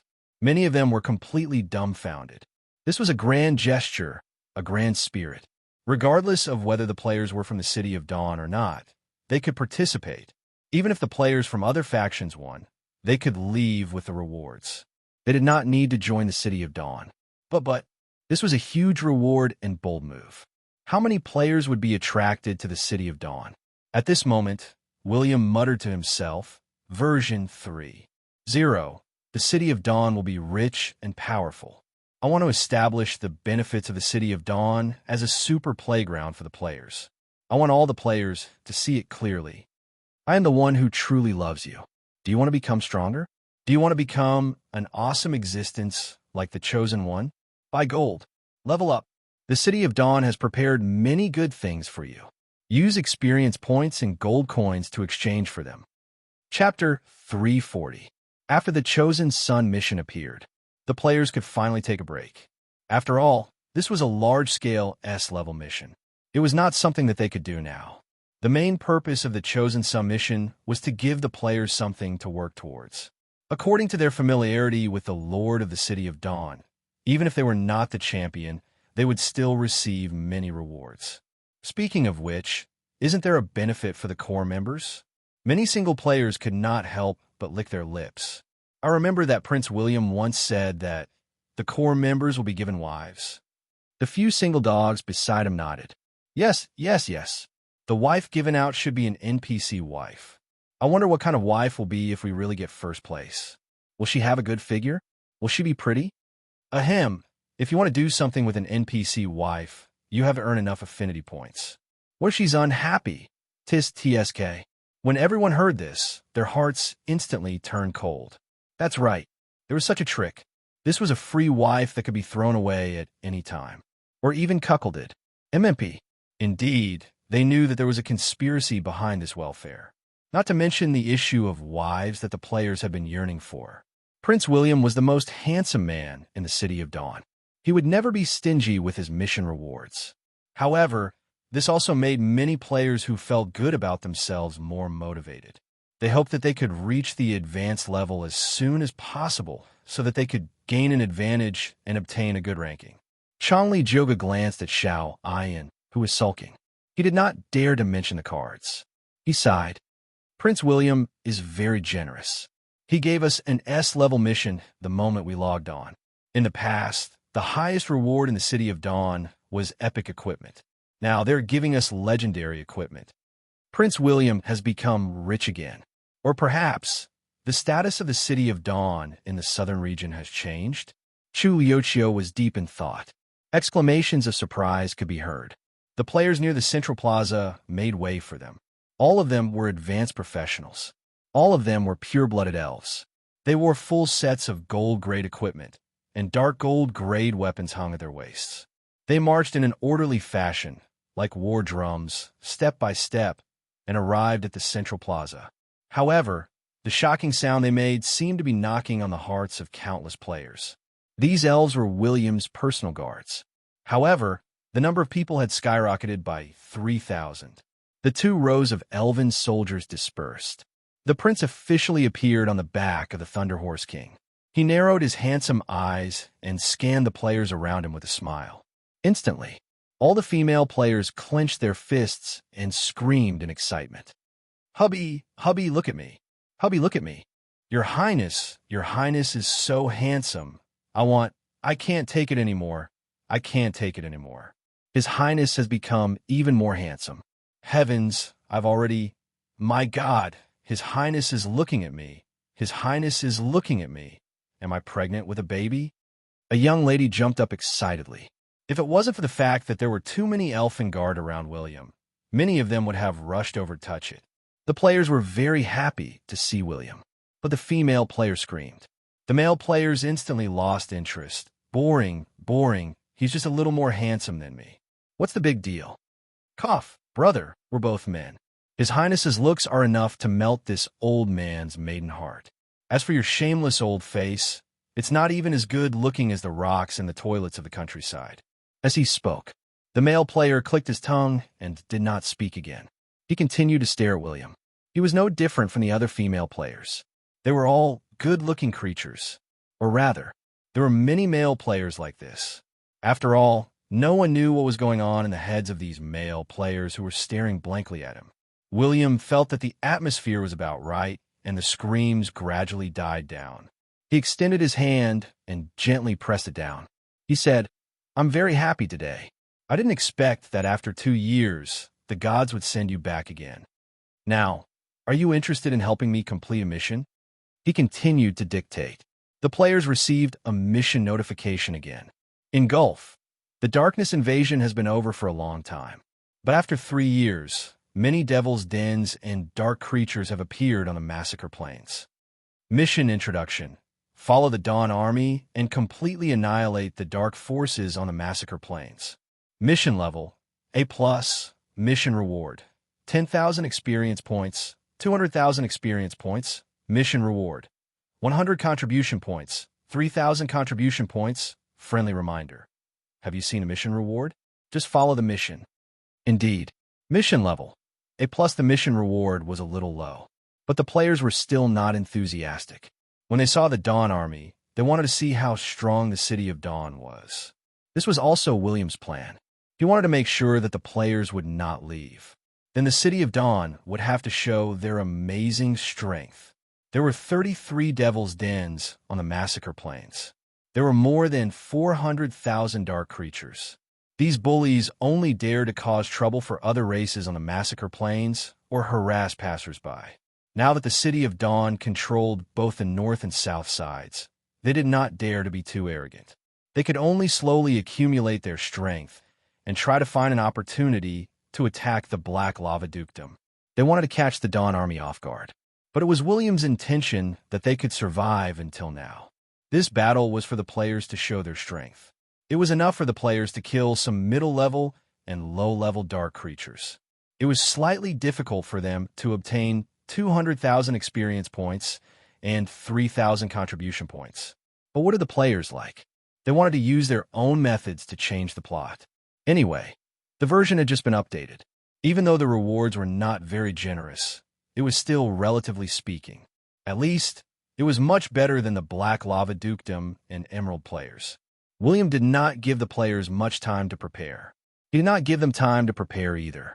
When the sun was about to set, the crystal in the City Lord's palace had never been extinguished. It was as if the eyes of God had suddenly turned to the massacre plains. Eye of Sauron. Once again, the light shone on the barren land of darkness. Meanwhile, 2 doors leading to the underground opened. The players followed William and his personal guards out. Buzz! The bugle horn sounded at this moment. In the next moment, the 3rd door at the bottom of the cliff opened. A total of 100,000 elite soldiers and generals walked out. But it was not over. The 4th door opened. 9,000 strong and sturdy cavalrymen also appeared from within. There were 2 Thunder Warhorse legions. The other cavalry legion was made up of black warhorses with dragon blood. These tall warhorses had sharp teeth, and their hooves were like dragon claws. Their bodies were covered with scales. It was obvious. The black dragon warhorses bought from the Citadel had a much stronger dragon bloodline than the Thunderbolt warhorses because they had more dragon characteristics on their bodies. Of course, this did not mean that their bloodlines were of a higher level. They were almost the same, but the players were dumbfounded. Just the 100,000 soldiers of the Dawn Army were already too powerful. Gosh, more than half of the Elfin soldiers. The Seraphin also have 2 legions. Why are there so many dwarves?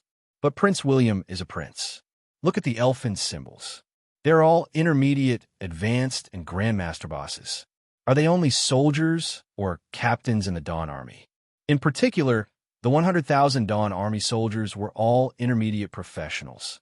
There were even more than 6,000 advanced professionals. The most dazzling ones. There were many legendary bosses standing in front of the 100,000 Dawn Army soldiers. Burn Cinder, Diablo, Xian, Lautner, Xian, the long-legged angel of the Seraphin. Xian is my true love. I remember she proposed to His Highness back then. I agree to this couple. Swish! The valiant and heroic angel Xian suddenly turned her head. Her blade-like eyes emitted a dense killing intent. The player's legs tightened, and he almost peed in his pants. Ahem. There was nothing he could do. The blemish in Xian's life was when she had broken her wings and knelt on one knee in front of William. But this scene was recorded by some meddlesome players. There are many screenshots and videos of it. But this was not the end. Suddenly, ear-piercing screams came from the cliff where the Seraphin once resided.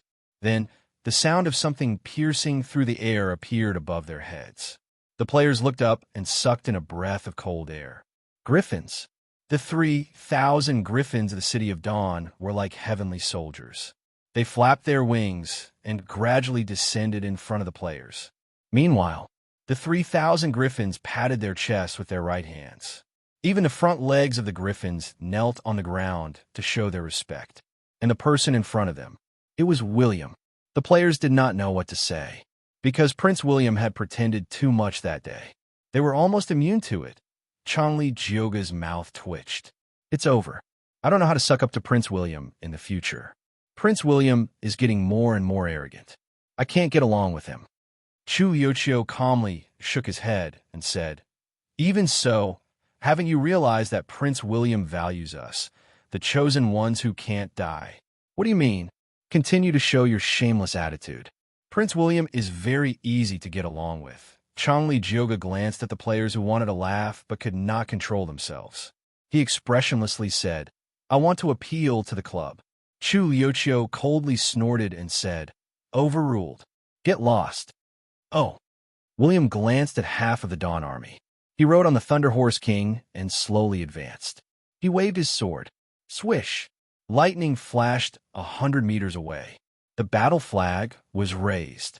The flag of the City of Dawn fluttered in the wind. At this moment, the Dawn Army unsheathed their long swords and pointed at the Devil's Denver.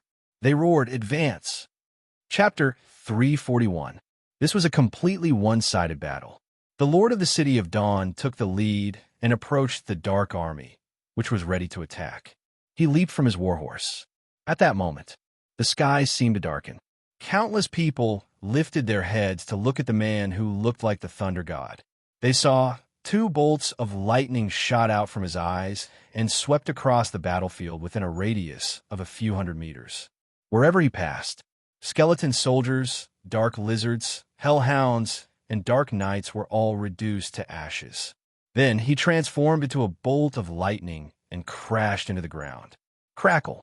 Countless bolts of lightning spread out from his body, and the monsters within a radius of 100 meters were wiped out. Then, many legendary bosses of the City of Dawn charged into the Dark Army's camp. The dark creatures could not escape. They could not leave. The dark creatures could only guard the Devil's dens. They could not return to the Dark World. Unless they waited for the second Darkness invasion, they would receive a large number of reinforcements. Of course, more than 30 Devil's Dens had expanded over the past few years. Many Grandmaster Devils had appeared to manage the situation. This was a battle of soldiers against soldiers and generals against generals. Besides a few devils, the dark creatures under them were too weak. They could not withstand a single blow from the Dawn army. When the light and the darkness collided, the light and the darkness collided. The dark creatures retreated like a receding tide. They fell in droves on this bloody battlefield. The Dawn army, under the leadership of many Boss Legion leaders, killed their way to the center of the battlefield. The 3,000 Griffin legions were made up of elfin archers. They were the best archers in the sky. When there were enough archers, and they were powerful enough, if there was no air force to stop them, they were cannons in the sky. Every elf could unleash a powerful sniper attack. This was a battle of levels, equipment, bloodline, and mounts. The dark creatures relied on their numbers. If they did not have an absolute advantage in numbers, or if there were not enough devils to participate in the battle, there was only the possibility of them retreating. This was why William did not even bother to use cannons. Seeing this scene, the anger in the hearts of several Guru Realm demons kept rising. They were about to attack William. William seemed to have discovered them. Hence, in front of countless bystanders, William transformed into the body of holy thunder and passed through the bodies of the dark creatures without any resistance. While he dealt thunder damage to the dark creatures, his speed was so fast that it surpassed the speed of sound. In just a few seconds, the Lord of Dawn arrived in front of the 3 Grandmaster Devils. Thunder slash. William didn't waste any time. 100-meter-long thunder slash down. Before the sword chi arrived, several cracks had already appeared on the ground beneath the enemy's feet. The demon that was locked on by the lightning slash also felt the stinging pain on his skin. Kill him. The Grandmaster Devil roared and raised his weapon to block the thunder slash. The other 2 devils charged at William at the same time. However, William was even faster. He was a prince born as a ranger. In close combat, his movement speed and attack speed were not any slower than an assassin. He easily dodged the clumsy attacks of the 2 demons with his almost impossible footwork.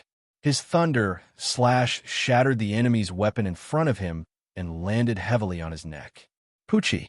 Green blood splattered in the air. Subsequently, before the Grandmaster Devil could counterattack, William's left fist hammered heavily on the Grandmaster Devil's head. When the devil raised his head, countless energy surged into his head.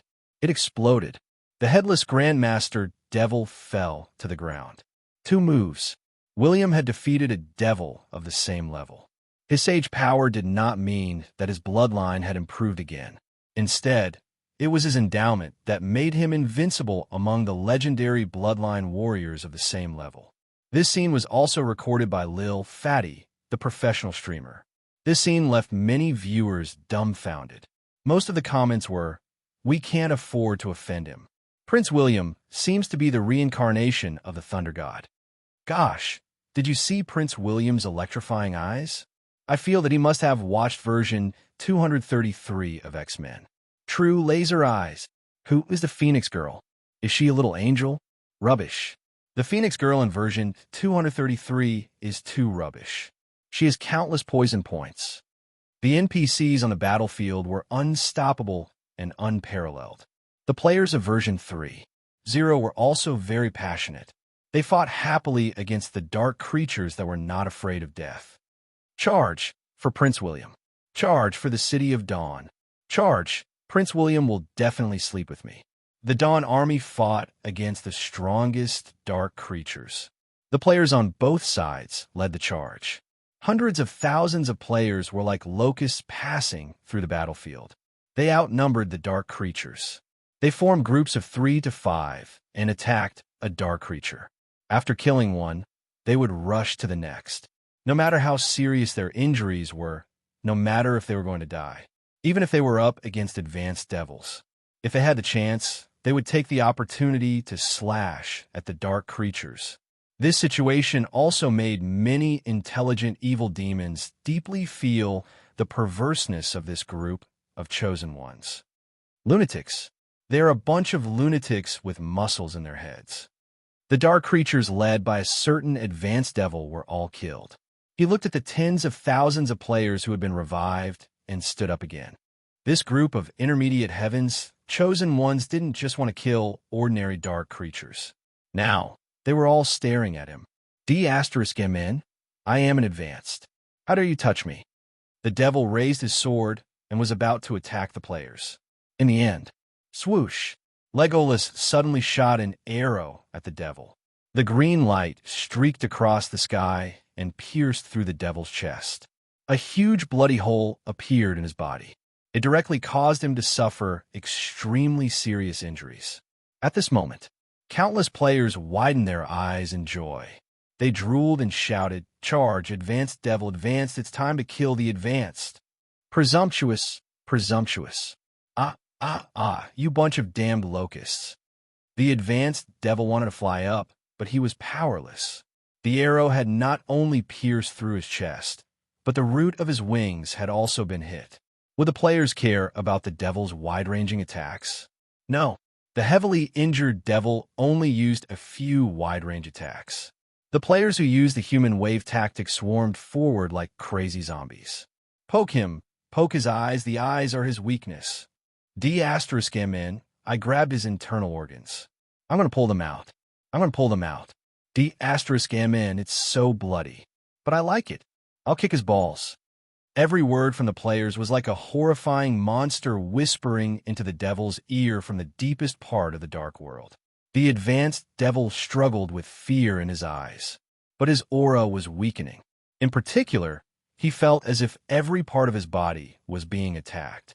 As time passed, the devil closed his eyes in despair. He did not dare to imagine. He really did not dare to imagine. This group of so-called chosen ones must be monsters from some horrifying world.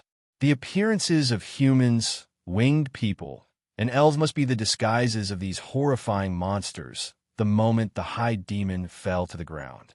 The players cheered wildly. I killed him. That was the last drop of his blood that I had. Ha ha. I snatched his helmet. Me. A high-level demon's black elemental treasure sword. Holy shit. A high-level epic weapon. Damn it, I thought I just randomly grabbed some equipment, but it turns out to be a bunch of intestines. Don't throw away the intestines. Get some evil demon blood and try filling it with a blood sausage. That's true. What if it's edible? F*CK. F*CK. They're robbing the body. They're robbing the body. Slow down. Leave some for me. The players were overjoyed that they had killed their first high-ranked demon. In just a dozen seconds, they had dismembered the high-ranked demon, leaving not even a hair behind. And this scene, it was also seen by many grandmasters and high-level demons. All of them felt a chill in their hearts. Even some of the little demons who had just come out of the dark world and wanted to make a name for themselves were so scared that they almost wet their pants. They really had the thought of going back home because the continent was too dangerous. What should we do? Why are you still here? A grandmaster demon couldn't help but ask. The Lord of the City of Dawn is already in power. We can only kill him during the second darkness invasion. We can only retreat now. An advanced demon nodded with lingering fear.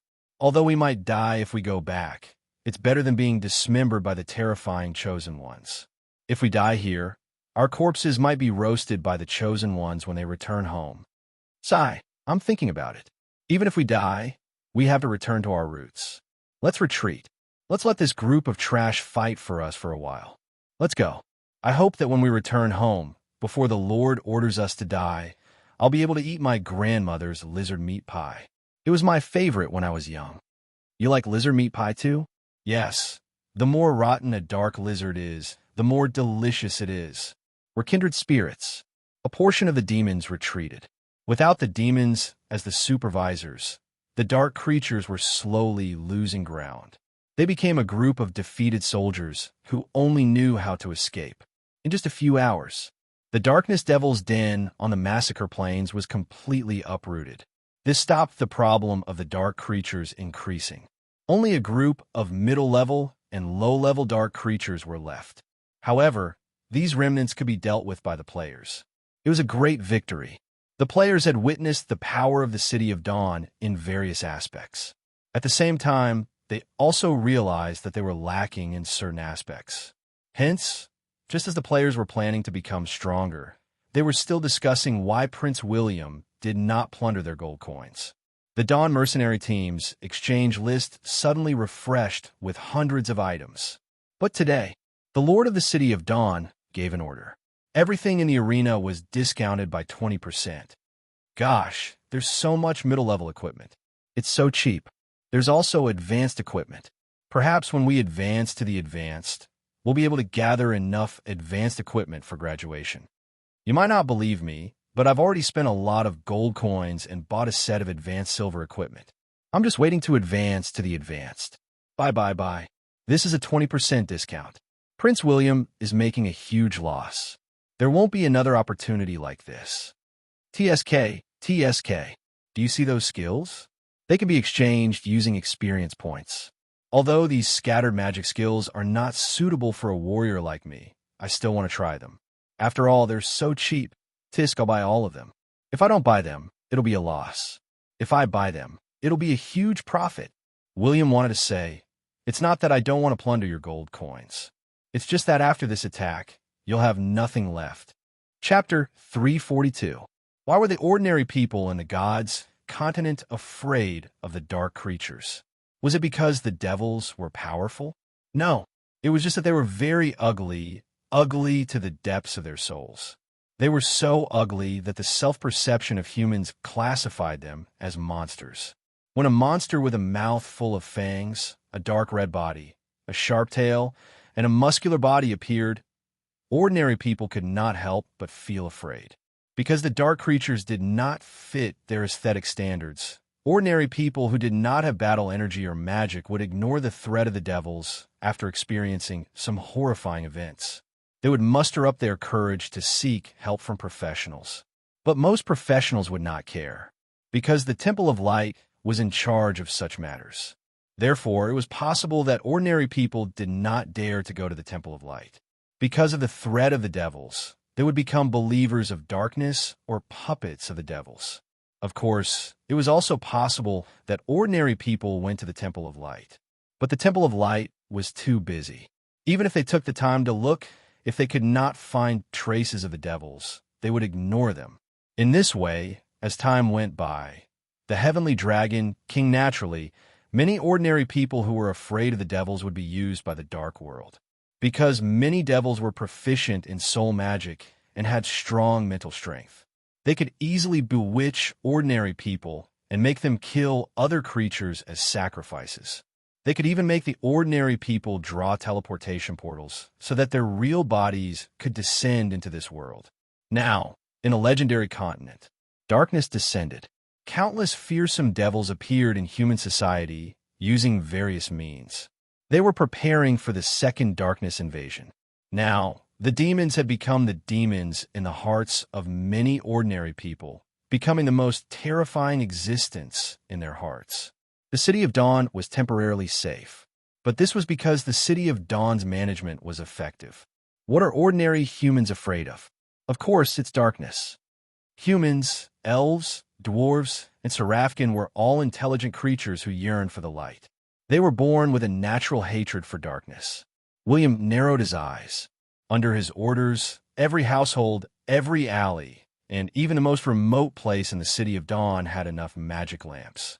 As long as humans went there, they would be provided with enough magic lamps. Could this stop the devils from descending? Not really, but the light could reduce the fear in humans. At least in a situation where it was not absolutely dark, there would not be a person who would always feel that there was a monster following them when they walked home. After all, devils were creatures that would look for loopholes. There were also many types of demons. Demons like the Dark Army were all muscular tyrants. It would be useless to use them to scare people, but they would be more powerful when it came to eating people. Therefore, some demons were born to scare humans.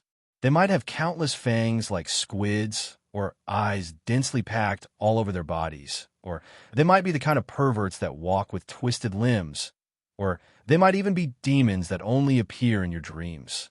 These demons would specifically target humans with fear holes in their hearts to invade. Besides, there are too many professionals in the City of Dawn. Over the past 2 years, besides a few dark incidents, no devils have descended upon the City of Dawn. Now that version 3.0 has started, and fearless players have appeared, the devils will have no place to hide in the City of Dawn, William muttered to himself. After all, The players were a group of immortal chosen ones. In the eyes of some demons, they were even more perverted monsters. In version 3.0, Crimson Blood and Darkness Descent were triggered at the same time. Crimson Blood was a large-scale battle for the players. It was also a collective main storyline mission. The reputation of the two human grand duchies and the fate of the vampires were at stake. The Darkness Descent was too complicated. This was a battle between the demon hunters and the Temple of Light. The Darkness Descent was spread across all the human nations. Not only were the distances very far apart, but there were also different types of events. Many of them were not things that the players could participate in. Apart from a few players who liked to pursue clues, participating in the Crimson Blood was far more interesting than being a demon hunter. What I'm going to do now is to issue a mission for the players to continue following the Crimson Blood. Alternatively, they can follow the Dawn mercenary team to do some mercenary missions. I'll investigate some of the more famous dark incidents in my previous life. I'll try to impress the higher-ups of some human kingdoms and empires. William thought for a while and made this decision. As the war continued, the Crimson Blood would expose the fact that the higher-ups of the two human grand duchies were vampires. It would no longer be a secret. When that time came, the City of Dawn would start a war in the name of justice. Neutral territories could not start a war with human nations, of course, but the Dawn mercenary team could. The Redfire Kingdom had long disliked the two vampire nations, but because of the alliance between the two nations, they could not initiate a war without the vampires massacring the humans. In the Crimson Blood mission, the City of Dawn's main task was to sow discord and expand the scope of the war so that the Crimson Blood mission would affect ordinary humans. That was right. The Dawn mercenary team was playing the role of a warmonger. But this was the only way the City of Dawn could reap the greatest benefits. There was no reason for William not to do this. But William did not need to follow the players to complete this lousy mission. This was a complete waste of time for the prince, who had just finished plucking the sheep and almost made the players bleed and lose their flesh. After all, I've become stronger again. Not only have my characters increased by 10 levels, but my battle energy manuals, magic hair manuals, and various skills have also increased. Now, even if I encounter some top Grandmaster professionals, I won't be too worried. In that case, a troublemaking quest like Crimson Blood would be perfect for the players. William drank wine on the second floor of the balcony. He looked at the players downstairs and pondered. If I take the initiative to participate in those famous dark events, I will definitely attract the hostility of the dark world and even the Viscount of Darkness. But now, the City of Dawn is no longer a small city. This neutral camp has 200,000 soldiers. In terms of combat power, it can be compared to 1/3 of the human nations. Then it's decided. William stood up on the balcony. The sunlight shone on his confident smile. Many players who were secretly watching screamed again. "Prince William, look at me! Look at me!" When the cute little fairy passed by and saw this scene, her firm 36D suddenly trembled. Her eyes twinkled like little stars as she exclaimed, "Oh my God, His Highness's side profile is already beyond the imagination of mortals. Why is His Highness getting more and more handsome?" A tall male player with the ID, "I have chest hair," suddenly laughed foolishly. If Prince William becomes a gigolo, he will earn a lot in a day. When the surrounding ladies heard this, their eyes instantly lit up. But they scolded him again. "Get lost, you shameless **starred. Scum, scum. You even dare to fantasize about Prince William. Serves you right that you still have a set of intermediate silver equipment." I have chest hair shrugged and stroked his chin. "Do you think I will say that I'm saving money in intermediate, but I have a set of advanced gold equipment at home? Yesterday, I received 10,000 gold coins. If I don't take advantage of the 20% discount, I will be a fool." Meanwhile, a bandit was visiting his house at the same moment. Two missions suddenly appeared on the bulletin board of the Dawn mercenary team. Crimson Blood. In the distant northern human nations, in the territories of Emerald Grand Duchy and Lanyu Grand Duchy, there's a lot of news about vampires. They seem to be fighting for a legendary treasure. The Great Lord of Dawn is very interested in it. Because of the Battle of the East Sea Metropolis, he is extremely disgusted with vampires. Mission Introduction. The Lord of the City of Dawn hates vampires. Every vampire can be exchanged for a great reward. However, he wants to obtain the legendary treasure or the clues to the treasure. Mission difficulty S. Mission completion rate 0%. Mission direction. It is rumored that the location of the treasure is divided into 4 maps. When the 4 maps are gathered, the legendary treasure can be found. The Great Lord of Dawn already owns 2 maps. Every time the Chosen Ones find out the owner of a map, the mission completion rate will increase by 30%. Mission requirement. You are already mature Chosen Ones. The Lord of Dawn is looking towards the north. You have to create chaos in these 2 nations and make the war between vampires known to everyone. The degree of chaos in these 2 nations will determine your final reward. Mission reward? Equipment reward? Contribution point reward? Gosh, there are vampires in the legendary continent.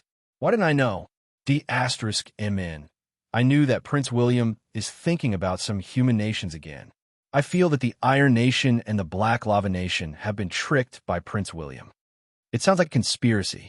Are we going to create trouble? East Sea Metropolis? Oh, I remember. I read on a card that Prince William once led his troops to conquer a city. That was the East Sea Metropolis. There seem to be many vampires there. That must be it. Those vampires are unlucky to have provoked a vengeful elf like Prince William.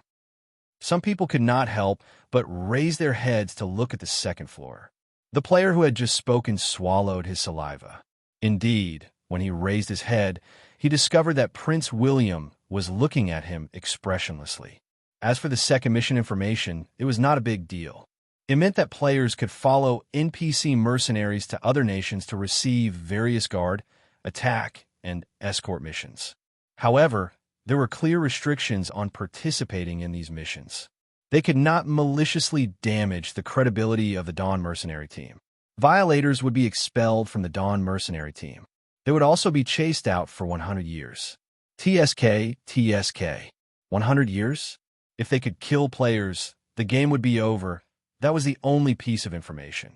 Many players gave up on their evil intentions. After all, the killing order was enough to make the current players delete their accounts and start from scratch. The City of Dawn had become a powerful entity.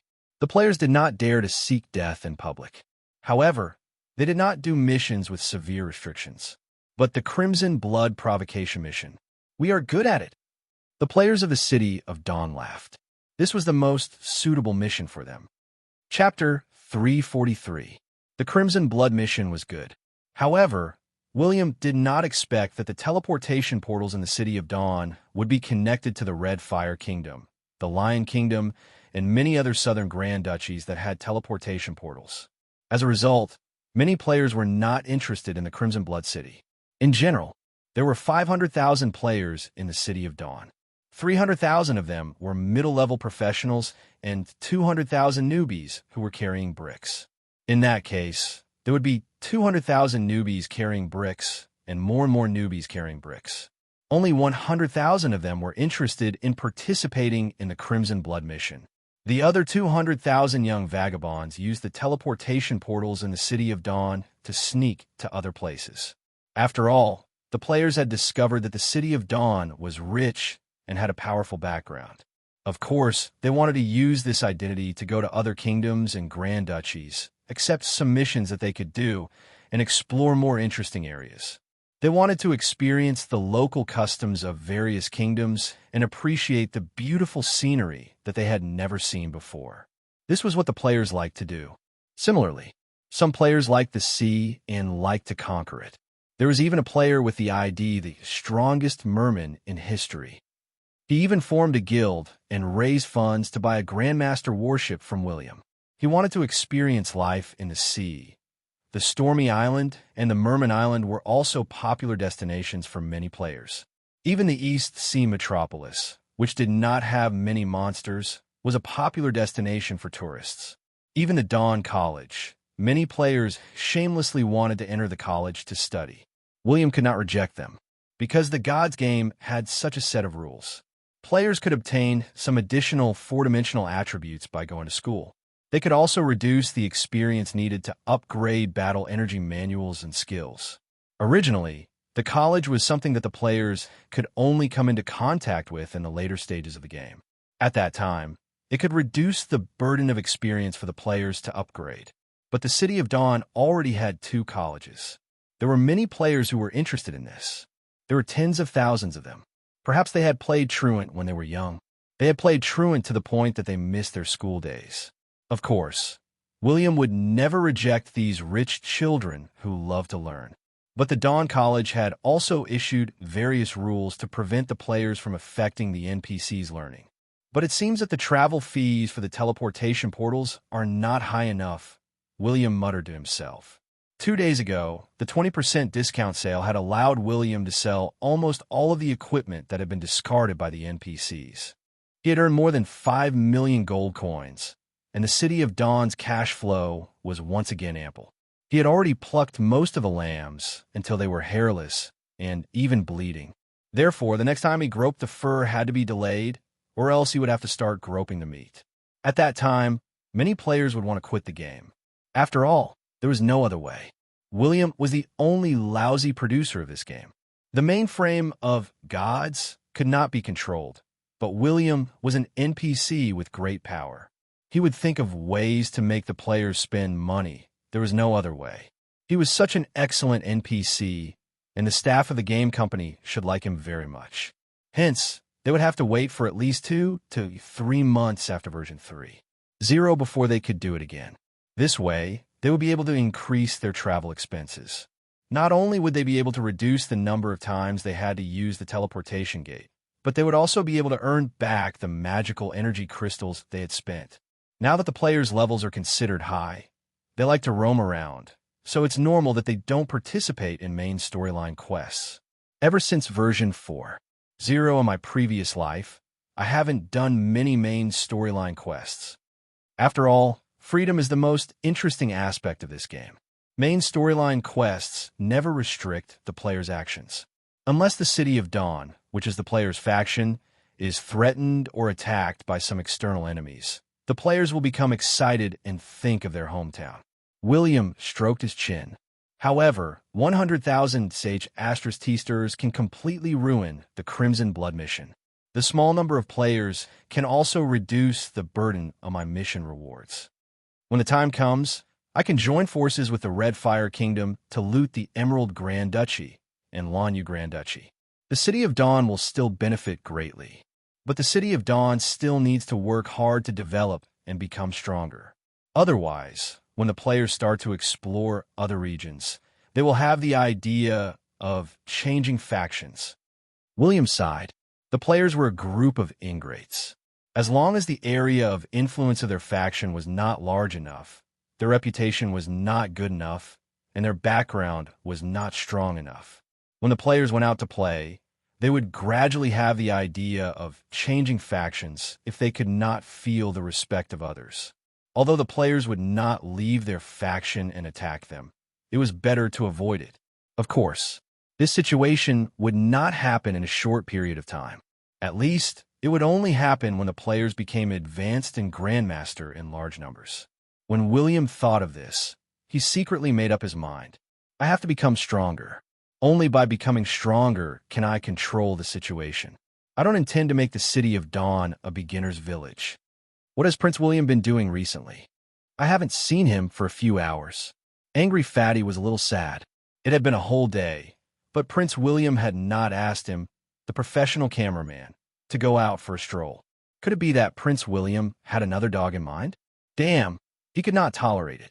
When he found out which live streamer dared to snatch his position as the top streamer in Gods, Chanli Joga did not know what Fatty was thinking. He sighed and said, "Who knows?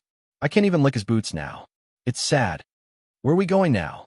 The game version has just been updated. There's nothing much to do in the club. Let's go and farm in the wilderness." It's a miracle that the orc tribe in the east of the City of Dawn has not been destroyed. I wonder how the legendary pale orc called Altaic satisfied Prince William. Chanli Joga sighed. Just as the two of them were planning to farm in the eastern suburbs of the city, An elven warrior suddenly appeared in front of them and said, "Follow me. The Lord wants to see you." The eyes of the two of them lit up. Wasn't this the personal guard of Prince William? Speaking of the devil, Prince William had arrived. When they arrived at the conference hall, they discovered that they were not the only ones there. Chu Yochio, Xiao Ayan, Forever Alone, Lucky Dream, and the others were also there. Chu Yochio glanced at Changli Jioga. He thought to himself, "Bastard, are you still a professional player? Can't you train with the rest of the team?" Changli Jioga glanced back at him. Playing in the wilderness was the right way to go. Wasn't he thrown out to play in the wilderness during competitions? In short, the more famous players among the players, or those who had been in close contact with Prince William, were all summoned. The 10 players looked at each other and were about to say something when they heard the voice of Lord Grimm. William took large strides and arrived at this place. "Greetings, Prince William." An elven personal guard lowered his head and patted his chest in greeting. The other players also followed suit. After all, this would make the players feel more immersed in the game, as if they were the natives. William glanced at them and waved his hand. "Dispense with the formalities." Then he said, "The reason why I chose you is to give you a mission. If you don't want to accept it, you can leave now." No one left. No matter what the mission was or how dangerous it was, it must be a hidden mission. There was no reason to reject it. William knew that they would not leave, so he pretended to say in a deep voice, "This is a very dangerous mission. If you insist on staying, there's a possibility that you will die. Of course, I will not mistreat you." Changli Jioga waved his hand nonchalantly. "Prince William, just say it. Isn't it just a gift?" The other 9 people glanced at him expressionlessly. Was there need to be so direct? But next, Chu Yochio also said, "Gift, gift. Prince William will gift you as many times a day as you say." That's right.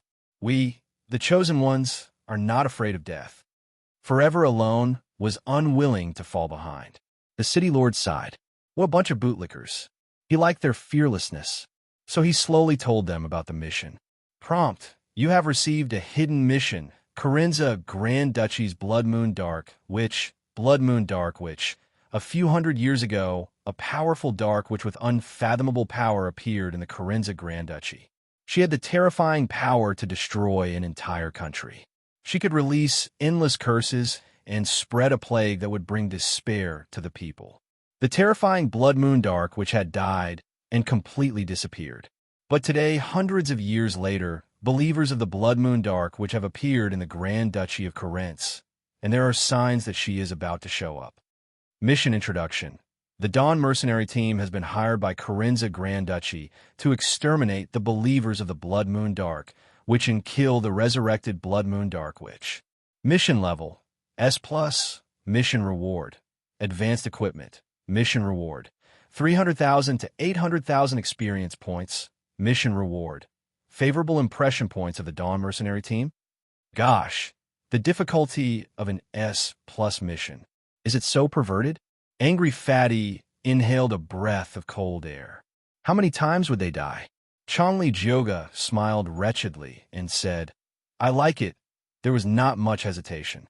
Everyone chose to accept the mission, because the difficulty of the missions issued by William were usually proportional to the rewards. Anyway, they would definitely earn a lot. They would be able to use advanced equipment in the future. Although the quality of the advanced equipment was not clearly stated, it depended on how they were going to give it to Prince William and make him happy. Prince William nodded with satisfaction. "Very good. Go back and make preparations. We will set off tomorrow." "Yes, Prince William." The 10 players replied in unison. After 3 versions of the game, they had adapted to the identity of the natives. After the players left, Lautner walked out from behind and raised his eyebrows. "That Blood Moon Dark, which is very powerful. Why did she bring along this group of weak chosen ones?"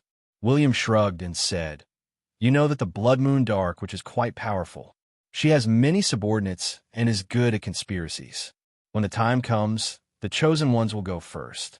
Are you going to be the one to do it, Uncle?" "Ahem. I think it's a good idea to bring along the chosen ones. I'll make a move first." Lautner felt a chill in his heart. Ever since Princess Alice came to the City of Dawn, William had been calling him uncle more and more often. He felt that there was a conspiracy behind this. Was William trying to kill him? Damn it. He shouldn't have revealed his feelings in the first place. Chapter 344. The next day, William brought Chien, Burned Cinder, Old Leather, Lautner, and 10 other players to Corinza Grand Duchy. Corinza was located to the south of the Lion Kingdom and to the north of the East Sea metropolis. It was close to the East Coast, but it had very little contact with the East Sea. It was a subsidiary duchy of the Lion Kingdom. This Grand Duchy had been established more than 600 years ago, and the name of the royal family was Corinza. Or rather, the names of the nations in the God's continent were mostly based on the surnames of the founding emperors. When William and his companions passed through the teleportation portal and arrived at the Corinza royal city, the players deeply felt the difference between human cities and the City of Dawn. The Corinza royal city had a Gothic architectural style that had not changed for hundreds of years. Buildings with pointed arches and ribbed vaults were everywhere. However, there was very little greenery in the city, and there were very few magic lights on both sides of the roads. In the morning, when the sun had just risen, the city was foggy. Even the professionals with good eyesight could not see more than 10 meters away. In particular, they discovered that the civilians on the streets were panicking.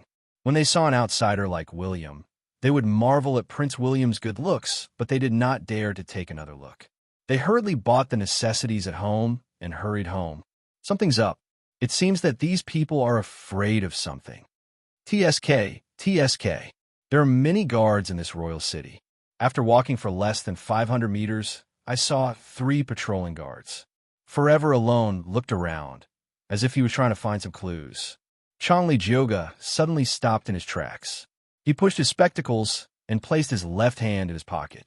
His right hand pointed at the blood moon pattern on the left side of the wall that had been erased. Obviously, there's only one truth. The pattern created by the believers of the blood moon dark, which is the real reason why the civilians here are panicking. Pa! Xiao Ayan slapped Changli Jioga with the back of her hand. What? Changli Jioga scratched his head and asked. Xiao Ayan rolled her eyes and pointed at William, who was disappearing into the fog.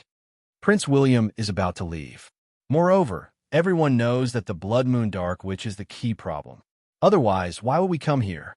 Changli Jioga swallowed his saliva. I'm trying to lighten up the atmosphere. This place is quite scary. Karen Royal City was filled with an eerie silence. Whether it was the professional patrolling guards, the civilians walking on the streets, or the peddlers setting up stalls. No matter what they were doing, they were careful and quiet. They didn't dare to speak loudly at all, as if they were worried that something would notice them. Changli Jioga and Nangong Jioga caught up with William.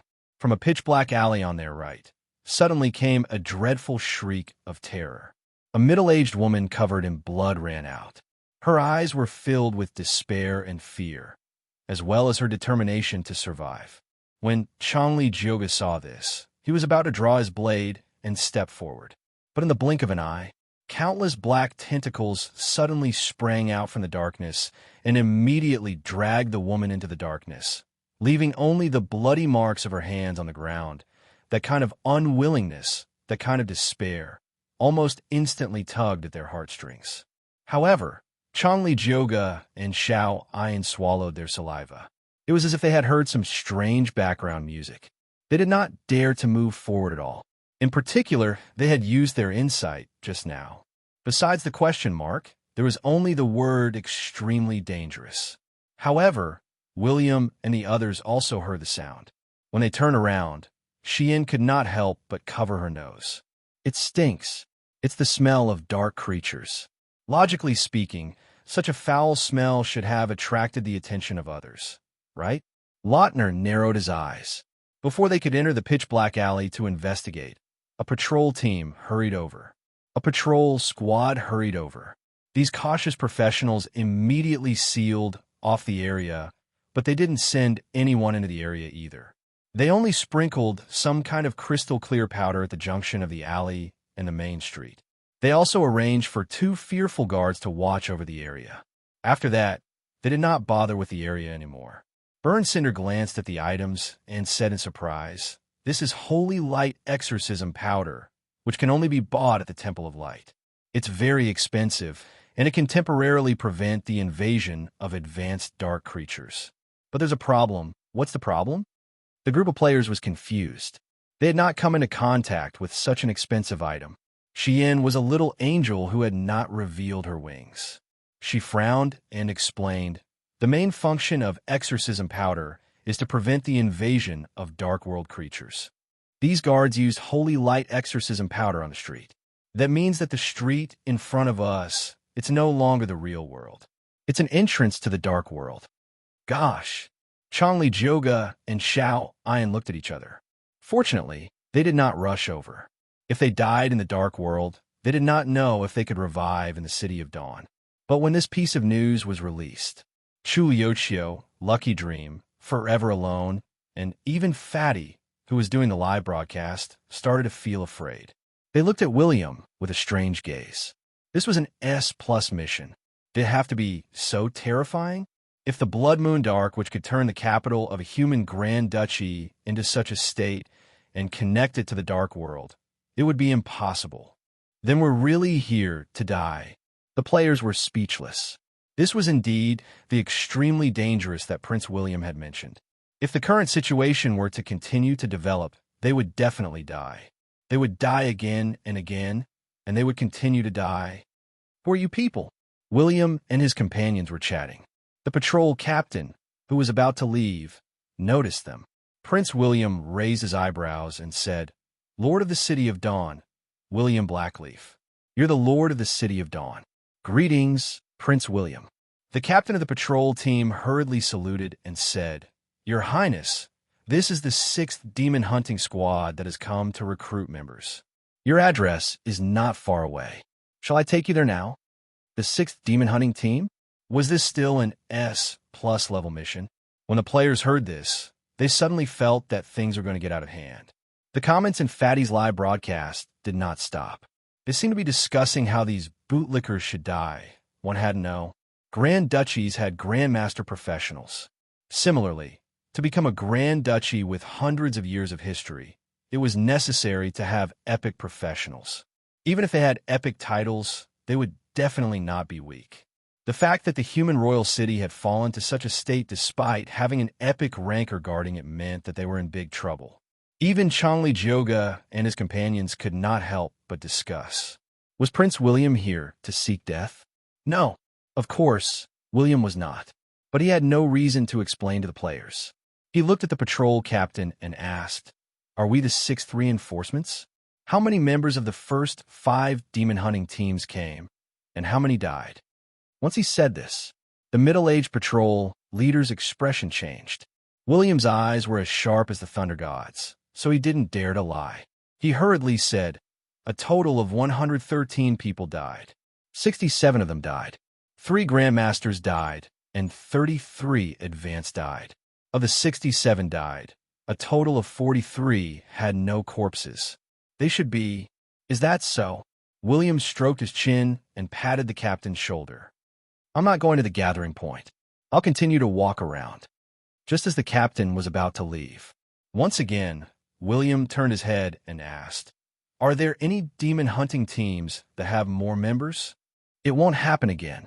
If there are no accidents, you will be the last demon hunting team." The patrol leader smiled bitterly and left with his subordinates with a gloomy expression. Entrance?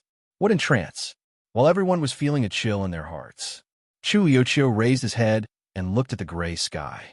He frowned and said, "Time has not changed." At this moment, everyone raised their heads and looked at the unmoving sun. They looked at the gray fog around them. Many players had a brainwave, and they seemed to have thought of something. At this moment, the corners of William's mouth curled into a smile. As he walked, he said, "Karen Royal City has long been pulled into an alternate dimension. Experts above the Grandmaster level cannot enter. We're the last batch of reinforcements. Once we enter this world, the teleportation portal will be closed. This alternate dimension will no longer be connected to the real world. What we have to do now is to pull the Karen Kingdom back into the real world." The 10 players' hearts skipped a beat. F*CK, Wang Defa, Gonlin Yang. Even Lautner and the others, who did not know the truth, were dumbfounded. They did not know what William was trying to do.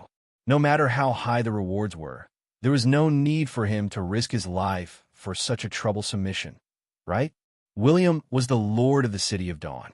His future was limitless. Why did he come here to seek death? William looked at the dumbfounded expressions on everyone's faces. He explained again, "This is a game. It's a game played by a legendary devil lord. Although the words of a devil cannot be trusted, if he wants to continue playing, he has to abide by the rules that he has set. Let's not talk about who this person is. Anyway, since we're here, we have to defeat his game. We have to bring the Karen Kingdom back to the legendary continent. Or we can only watch as the Karen Kingdom is dragged into the dark world forever. Don't tell me that you're kind-hearted and that you're here for the sake of the commoners. Moreover, I don't believe that the human empire is unaware of such a huge incident in the Karen Kingdom." Xian could not help but ask. The human empire had never been afraid of the threat of the devils. Or was their dominance? They could just let the sages destroy them. William extended his claws to rub the little angel's head, but she did not allow it. He could only explain, "There are entrances to the dark world everywhere in this city.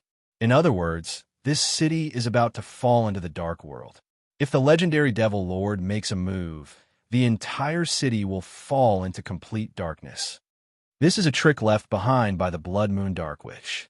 No one discovered it, but now it's too late. Even if the human sages come, they can't do anything about it. They can only play a game with the legendary devil and see who will be the final victor. Of course, we don't have to worry. As the rescuers, as long as we don't die accidentally, the human sages will be able to rescue us before the city falls into the dark world. Do you think that I'm not afraid of death? You know a lot." The corners of Lautner's mouth twitched. William raised his eyebrows and did not waste any more time. "From now on, all of you have to follow me closely. Time seems to have stopped here, but in a few hours, it will turn from day to night. At that time, the sun will disappear. Night will fall. The moment the blood moon appears, that's when we have to move. What for? Find the Blood Moon Dark Witch who is about to be resurrected and kill her again. At the same time, look for my old friend." Everyone was speechless. Who knew how to kill her? The Karen Kingdom was definitely out of tricks. They probably did not have the method to deal with the Black Witches. The epic expert probably had his own troubles. Otherwise, he would not have asked for reinforcements. Time passed slowly. The moment darkness fell, the entire city was shrouded in thick fog. Other than the useless magic lamps, there was no other light. But the blood moon in the sky, it seemed to be very close to them. It was extremely huge. Darkness and fear spread in the hearts of countless people. Chapter 345. To the players, there was only a Crimson Blood main storyline in version 3.0. That was because the players were not qualified. The changes in the God's world would not change according to the players' growth speed. The players could not participate in the Descent of Darkness, but it did not mean that it would not happen. According to William's memories in his previous life, there were 3 dark events that shocked the entire legendary continent in version 3.0. The first event, in a small vassal nation of the Blue Frost Empire in the northern region, millions of people died from a dark curse, or rather, a plague. From then on, the small nation became a land of intelligent creatures. There was poisonous fog everywhere, and many terrifying creatures lived there. The second event, it was the Blood Moon Dark Witch. The entire Karen Kingdom fell into the dark world. In this incident, apart from a few rescuers, members of the royal family, and some lucky fellows who were rescued by the saints, the entire population of more than 2 million in Royal City fell into the world of darkness and became food for the dark creatures. This event had a huge impact in William's previous life. Not only did the players discuss it extensively on the forum, but the major races in the legendary continent also criticized it. The third event, it was when Madri Ku sacrificed the city of a human nation and the hundreds of thousands of people to the Devil Lord to enhance his bloodline power. Ahem, it cannot be helped. Madri Ku was a dark warlock who was courting death, but he never died. When William did not kill him, he was infuriated, but he had no choice. Madriku was good at escaping, and he had many tricks up his sleeves. But due to the butterfly effect, William did not know that Madriku would sacrifice the human city. After all, I've chased the silver dollar away. Who knows where he is now? William raised his head and looked at the huge blood moon. It seemed to have engulfed the entire city. He muttered to himself and did not take it seriously. But Burned Cinder and the others beside him could not help but feel a chill in their hearts. Howls, screams, sounds of flesh and bones being chewed, sounds of reptiles passing by quickly. The entire city was filled with all sorts of strange sounds. In this dense fog, Diablo and the others could sense monsters flashing past them from time to time. They even believed that many dark creatures hidden in the dense fog were secretly following them, chasing after them in an attempt to kill them. Now, the 10 players were just short of walking hand in hand. Each of them held their weapons nervously, afraid that a monster would suddenly rush out and kill them. Even Lil Fatty's live stream had become a horrifying one, scaring many players into closing it. TSK, TSK. It had to be said that this was a sad story for Little Fatty. Fortunately, William didn't use the weaklings to cover the rear and send them to their deaths. The players walked in the middle. Sheehan and Burned Cinder took the lead, while Diablo, Lautner, and Burned Cinder walked behind them. After all, now is not the time for players to die. These 10 people, 60 lives. He had to make good use of it. William led the group on the main street. They didn't go into some small alleys because they didn't know when a tunnel would suddenly appear in front of them and suddenly bring them into the dark world. Although he could walk back, but if he walked in, he didn't have the chance to run back. That was a problem. Your Highness, where are we going? How long do we have to walk? Lautner, who was wearing a bright silver cloak, suddenly asked. William glanced at him and pointed at a tall black shadow in front of them. We're here. Everyone raised their heads. It seemed to be a tall building that was blocked by the dense fog. There were many sounds of fighting inside. Let's go in now. William didn't hesitate. He led the group and dashed in. He kicked open the dilapidated door. There were dark creatures everywhere. They weren't weak skeletons, but super monsters with terrifying appearances and full of battle prowess. One of the monsters had a head, but no facial features. It had a huge mouth on its chest. It turned around and instantly revealed its fangs as it pounced on William. William didn't have any qualms. He punched the fangs with his left fist. Bang! The punch pierced through the intestines. Countless thunderbolts exploded from his body, causing the surface of his body to turn into black bananas. Some of them even spewed out from his back. In a short period of time, the lightning illuminated the entire hall. This was the Church of Light that was used by the believers of the Temple of Light to worship. Meanwhile, everyone could finally see the temple knights who were engaged in a fierce battle not far away. One of them was the most eye-catching. It was the heroic Lancelot, who was fighting among the dark creatures. Many people glanced at William in astonishment. Yo, they were indeed good friends. It was no wonder that they came to this place to take the risk. When Lancelot saw William, his eyes lit up. He couldn't believe it, but he was also very happy. It was as if he was saying, "Hey, my good friend, did you sense that I'm in danger? Let's kill them." William shouted angrily, and the sword of Hegni unleashed a thunder slash.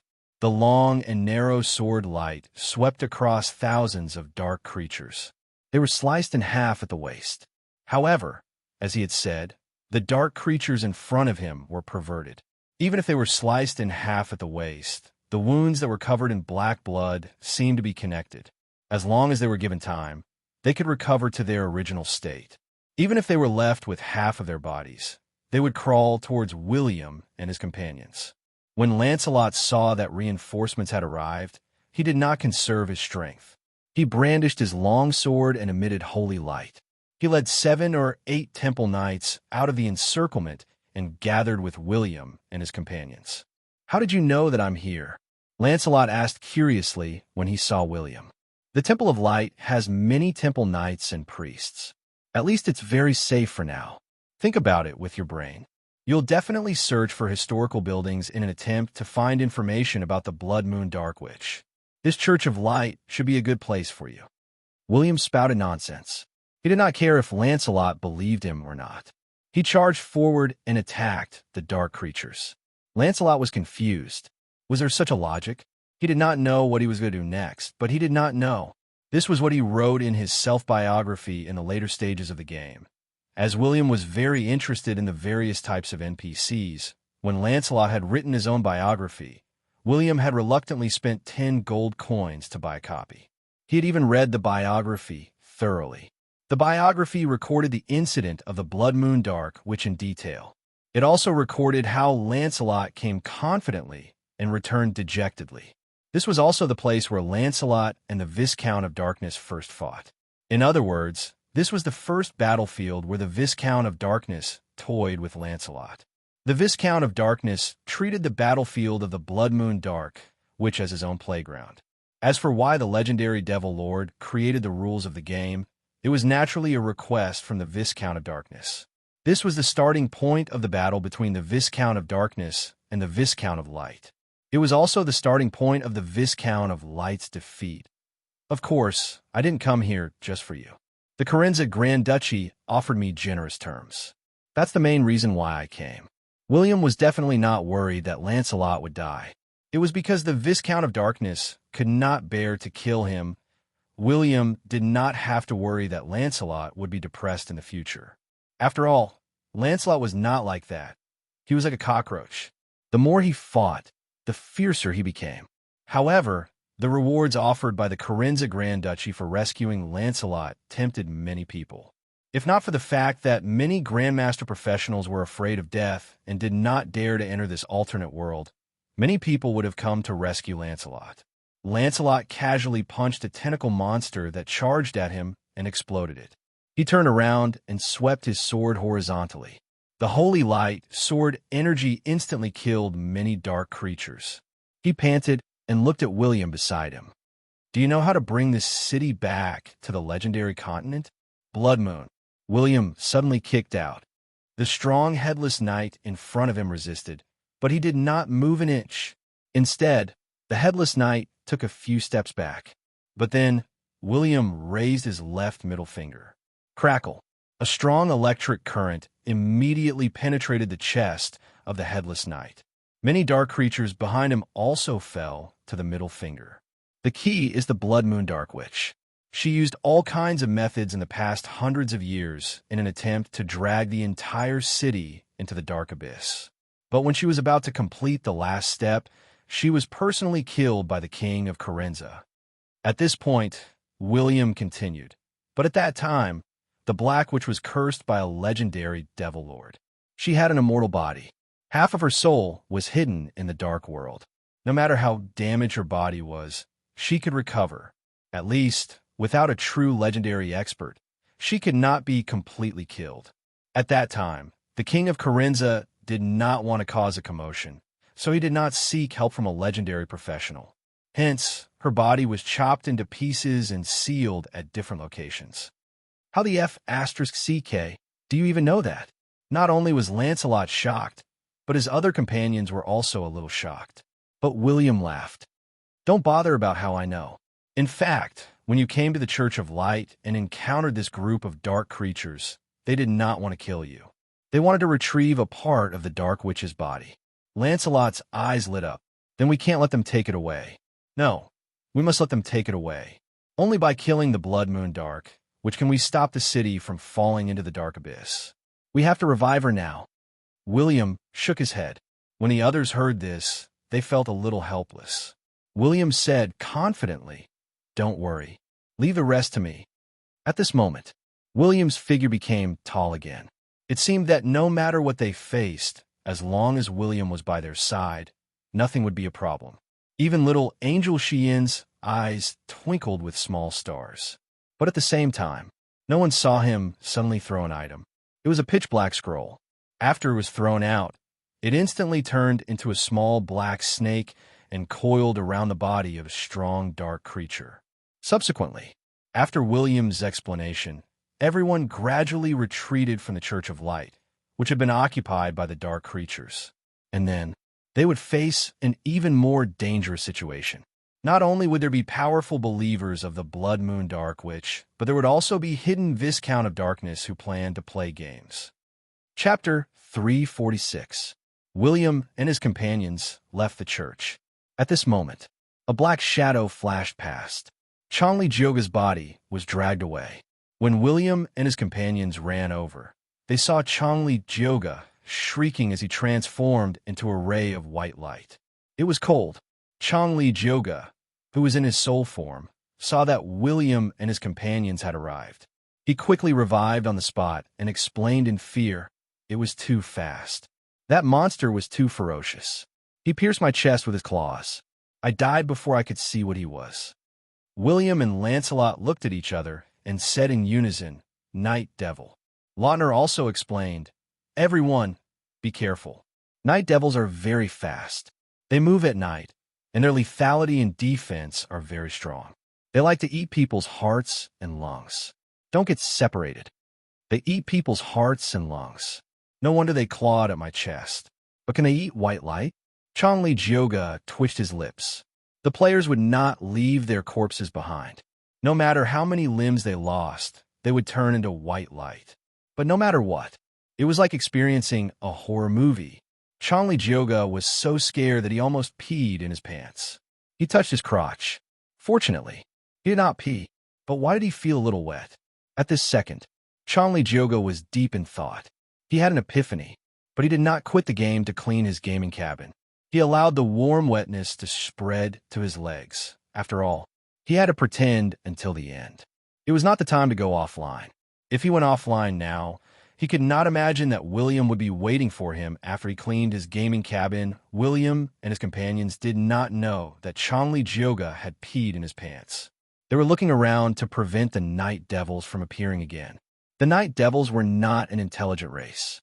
They were monsters from the depths of the dark world. Besides their low intelligence, they only had hunting instincts. They were stronger than ordinary devils in other aspects. When William was a part-time demon hunter, he had died many times in the hands of the Night Devils. But he had no choice. The Night Devils were magical beasts. They were comparable to epic and legendary bosses. They were known as demon hunters and could not be guarded against. Lancelot suddenly asked, "Where are we going next? Are we waiting for the Black Witch to revive?" William pondered and shook his head. "No, we have to eliminate as many believers of the Black Witches as possible to reduce the pressure brought by the resurrection of the Black Witches. The Temple of Light should know where some believers are hiding, right?" "I know about that, but I haven't done anything yet." Lancelot nodded.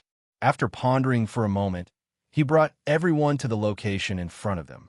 Meanwhile, the players following him noticed that Changli Jyoga was acting strangely. It looked like a dog.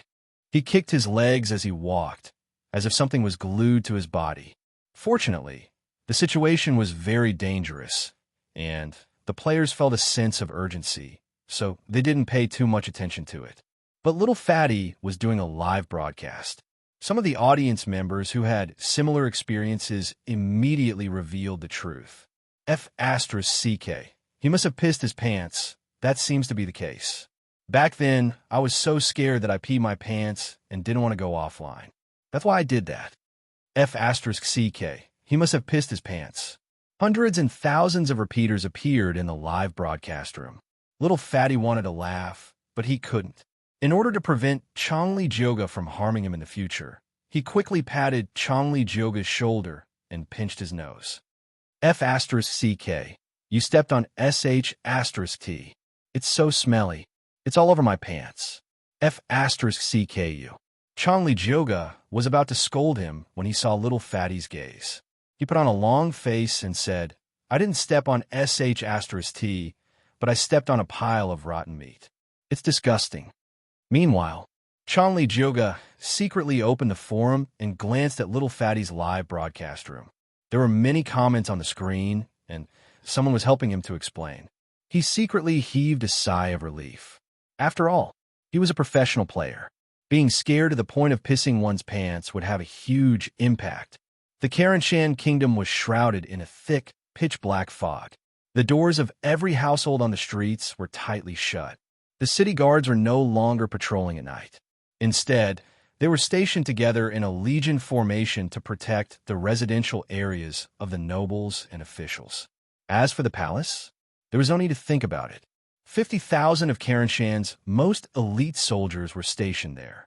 There were 130,000 soldiers stationed in the Karanshan kingdom. After the Karanshan kingdom fell into an alternate dimension, the king ordered them to be mobilized from all over the country. But the territory of the Karanshan kingdom was too large. The 130,000 soldiers were like a drop in the bucket.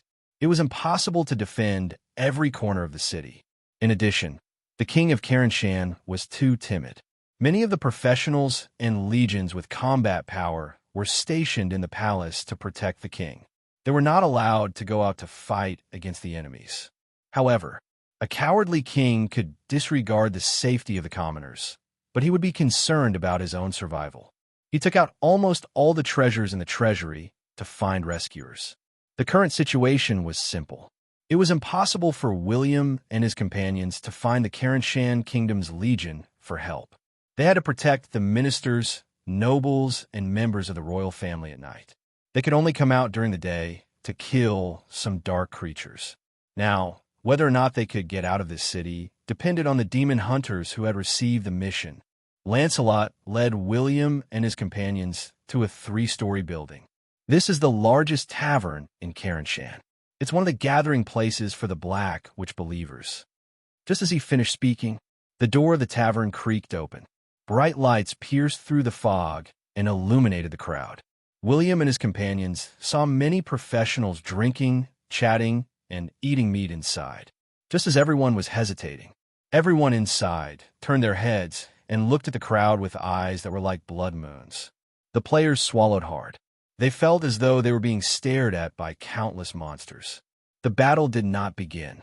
A young man who looked like a bartender came to the door and bowed respectfully, indicating for them to enter. William raised his eyebrows and stepped forward. "Let's go." A group of more than 20 people entered. William ignored the Blood Moon believers who were sitting around drinking and eating meat. He knocked on the table and said, "Come out. Coming. What would you like to drink, strong lads?" A charming woman who was wearing a revealing veil walked out. Her eyes were also bloodshot, but she did not seem to care about the intentions of William and his companions. William looked at the wine that she had brought over. It was filled with pungent blood. Without a doubt, this group of people were not drinking wine. They were drinking the blood of the commoners in the city. Lancelot and the other temple knights resisted the urge to attack. They wanted to see what tricks they were up to. William stretched out his hand and hooked the chin of the female boss of the tavern. He asked in a low voice, "Where's your master?" "Master hasn't been resurrected yet, but his highness is such a handsome man. If you want to get to know Master after this city falls into darkness, you can naturally live together forever."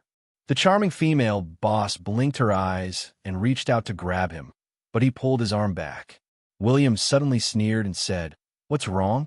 I killed your master once, and you don't dare to show yourself anymore. You speak as though you're really Blood Moon believers. How dare you?" The female boss shouted angrily. The surrounding professionals stood up and took out their weapons. "What are you doing? Continue drinking your blood." A voice suddenly sounded. Everyone looked up and saw a handsome man wearing a black formal attire slowly walking down from the second floor. But this man exuded an evil aura, and he made everyone feel uncomfortable. It was the Viscount of Darkness. This time, he appeared in his true form, just like when he was in the Kingdom of Light. Lancelot was shocked. He remembered this person, and he could not help but look at William again. Back then, his good friend had killed Lancelot instantly and severely injured him. William narrowed his eyes. As expected, the Viscount of Darkness was not an epic professional, but a grandmaster. It seemed that the forbidden skill that William had used had severely injured the Viscount of Darkness. But even so, the Viscount of Darkness was a grandmaster who was about to become a grandmaster. "My dear Lancelot, I came here specially for you. Did you miss me?" The Viscount of Darkness spoke. He did not care about the surprised gazes of the onlookers. Lancelot tightly gripped his longsword. If William was not here, he would have attacked. Then, The Viscount of Darkness looked at William with disgust. Why are you everywhere? This is a game between me and Lancelot. What does it have to do with you? I came to the Fog City for a vacation. But who knew that I would come to this horrible place? I could smell the stench on your body. Of course, I knew that you were related to the situation here. William looked at his left hand as if he was admiring a treasure. He continued, I heard that you intend to play a game with Lancelot. What do you want to play? Oh, the Viscount of Darkness raised his eyebrows. He was a little wary of William because he was afraid of William's left hand of the Thunder God. He was also afraid that William would use the Thunder Realm again. He knew that William would not use the forbidden skill unless it was a critical moment. But if things developed to that stage, even if his true form could withstand the attack, he would be severely injured. But he still raised his eyebrows and smiled. Since you want to participate in this game, I'll give you a choice. The Blood Moon Dark, which will revive. Soon, the city will fall into the dark world. Kill her and save the city. Or kill the King of Corinza and save the city. William noticed that the Viscount of Darkness was looking at Lancelot. He seemed to want to say something, but Lancelot interrupted. All right, kill the King of Corinza. I've been unhappy with that idiot for a long time. So many legions of the kingdom didn't come to help. Instead, he let a group of demon hunters fight to the death. He even asked a passerby like me to help. He doesn't need to be a king anymore. The Viscount of Darkness was astonished. He was really astonished. But the others were confused. How could the Viscount of Darkness trust the Viscount of Darkness? He was hired to kill the human king. How could he claim the mission reward? And what kind of logic was that? Wasn't it better to kill the Blood Moon Dark Witch? Prince William, was there something wrong with your brain? But this was a game that the Viscount of Darkness and Lancelot were playing. He knew that Lancelot was kind-hearted. Even if the King of Corinza was an idiot, Lancelot would not easily attack the King of Corinza. As time passed, Lancelot felt that he was unable to kill the Black Witch.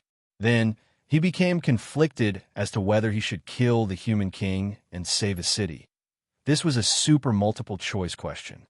It was as if your mother and your girlfriend had fallen into the water at the same time. But this was what the Viscount of Darkness wanted to see. He liked to see Lancelot in a difficult situation. Lancelot wanted to kill the human king? Haha, the city would still fall.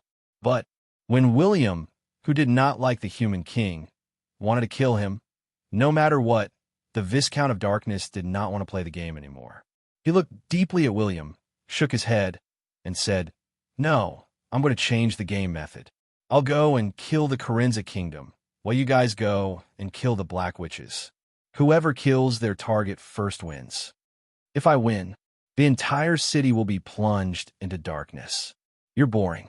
You're changing the game method. William raised his eyebrows. Do you agree? The Viscount of Darkness was also a little impatient. That's settled. Let's go. William slammed the table and turned to leave with his men. At this moment, the group of people was still in a daze. Originally, only the Black Witch had to die. But now, even the King of Corinza had to die. What was going on? After William left, he transmitted a message. As long as the King of Corinza doesn't die, the Blood Moon Dark Witch won't die. Both of them have to die at the same time. The first game of the Viscount of Darkness is a joke. He didn't give us any hope of winning. No matter what, the entire city will fall into darkness. Once he said this, Lancelot and Lautner said in unison, The King's Curse. William nodded and said, That's right. It's the King's Curse. To trigger this curse, the Blood Moon Dark Witch's identity is obvious.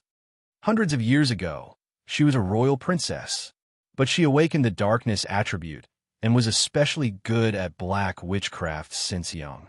But hundreds of years ago, professionals who were good at black witchcraft, especially females, were generally hated by everyone. Even if she was a princess, she was locked up in a dark basement all day. She was not allowed to go out and meet people. Then, in her endless despair, she attracted the attention of a legendary devil who cursed her. From then on, she became immortal and possessed great power. But the so-called curse is actually the king's curse. As long as there is a king in the Corinza kingdom, she will never die. She will also not lose her power. Only when the current king dies and before the next king ascends to the throne Can we solve the problem of the city falling into darkness? The series of explanations left everyone dumbfounded. Burn Cinder couldn't help but ask, "Doesn't the Viscount of Darkness know about this?" William twitched his lips. He doesn't know anything. He interfered with a legendary Devil Lord's plan. Even if he's the Viscount of Darkness, the legendary Devil Lord won't tell him the truth. According to the Viscount of Darkness's plan, no matter what we do, he will destroy the entire city. His so-called game is to watch us struggle to survive. He's lying to us and stealing the credit of the legendary Devil Lord. So, he has no way of knowing about this. Where do we go now? Lancelot asked. You go to the palace now to prevent the Corinza kingdom from dying prematurely and a new king ascending to the throne.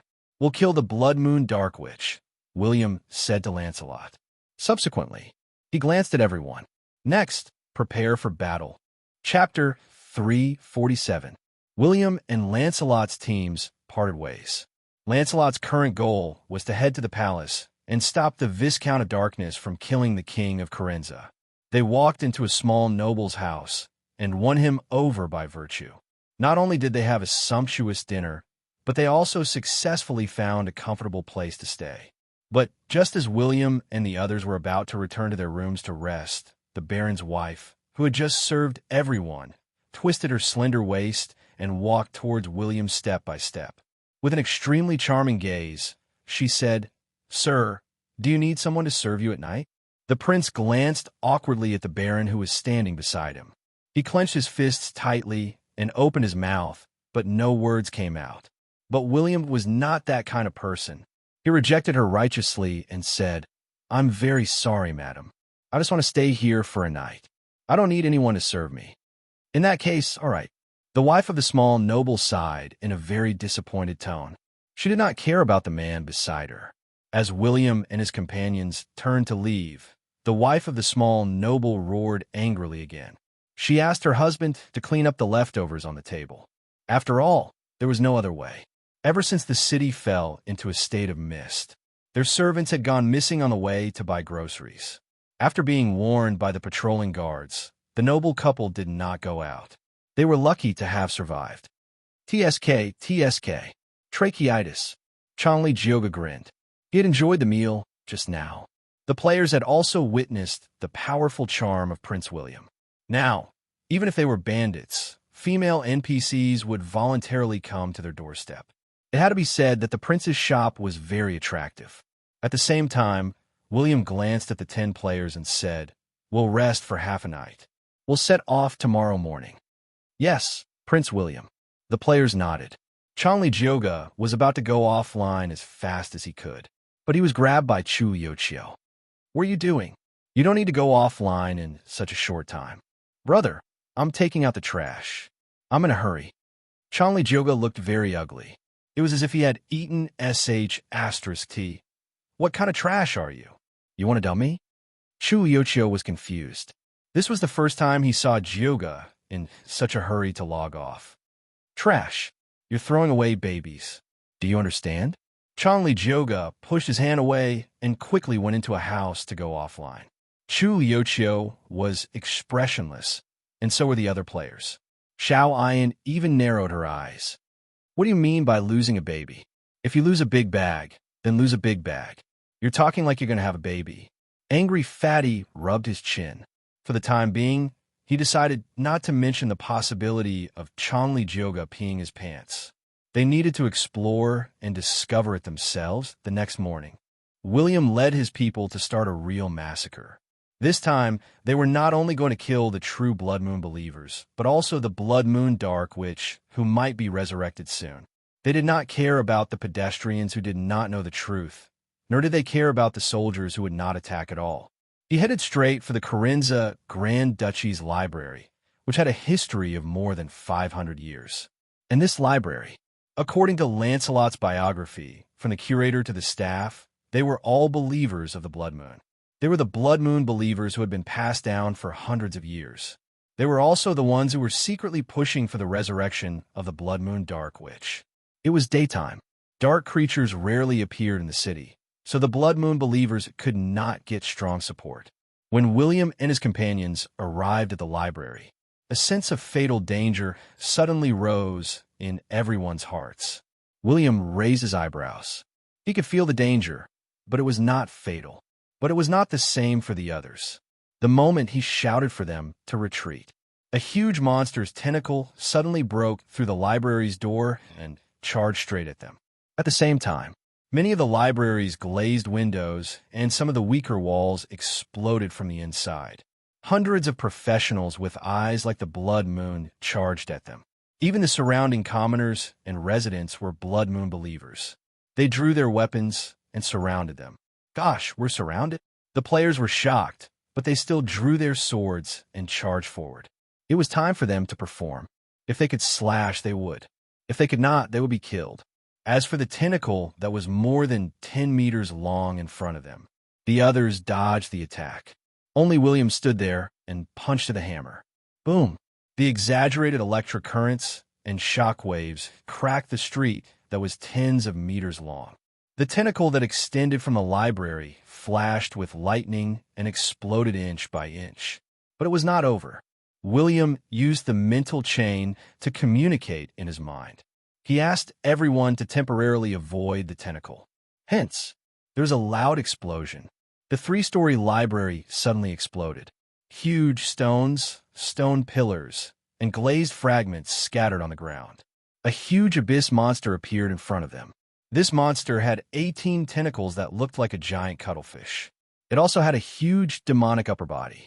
It had 4 hands and 2 heads, and there were huge horns burning with black flames on its head. One of the 2 heads was spewing black flames, while the other was screaming. The ear-piercing screams echoed in a radius of tens of thousands of meters.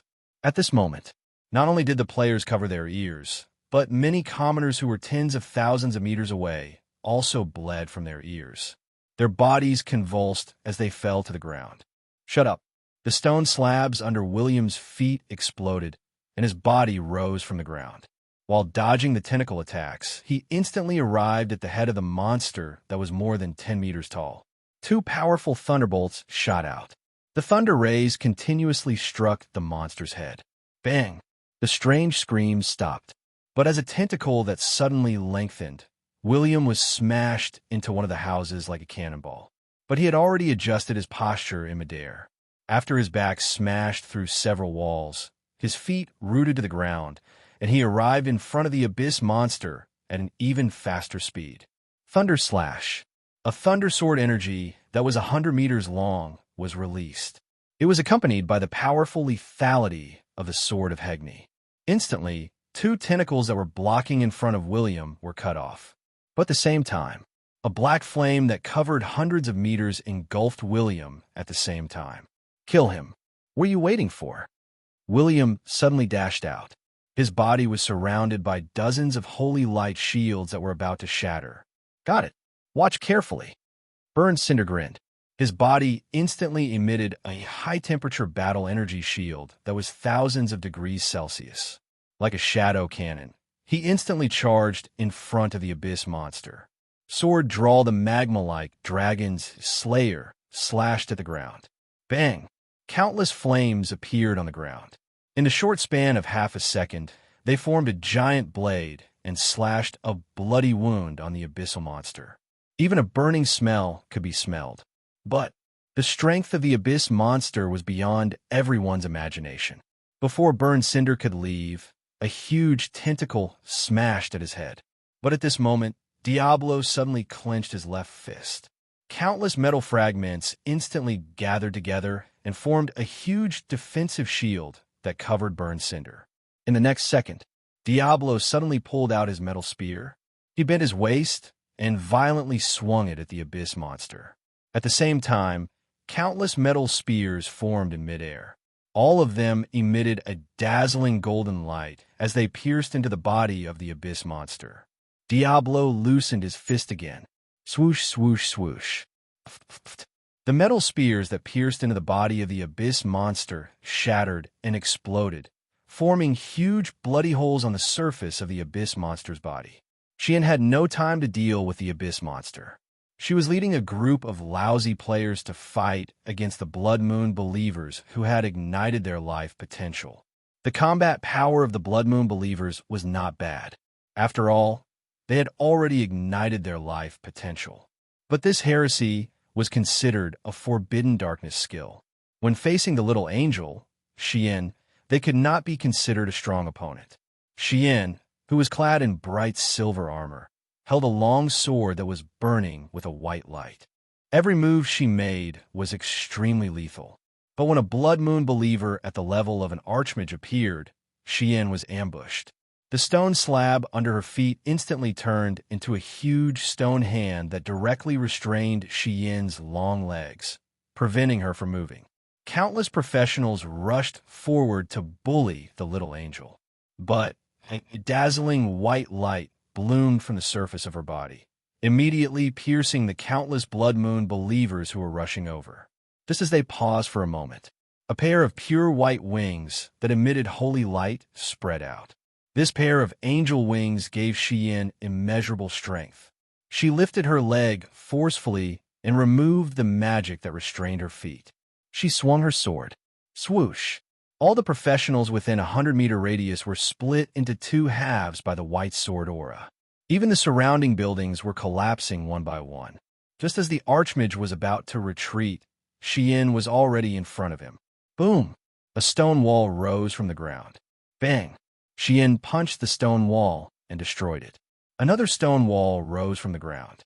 Xian punched the stone wall again and destroyed it. She continued to punch the stone wall until it was destroyed.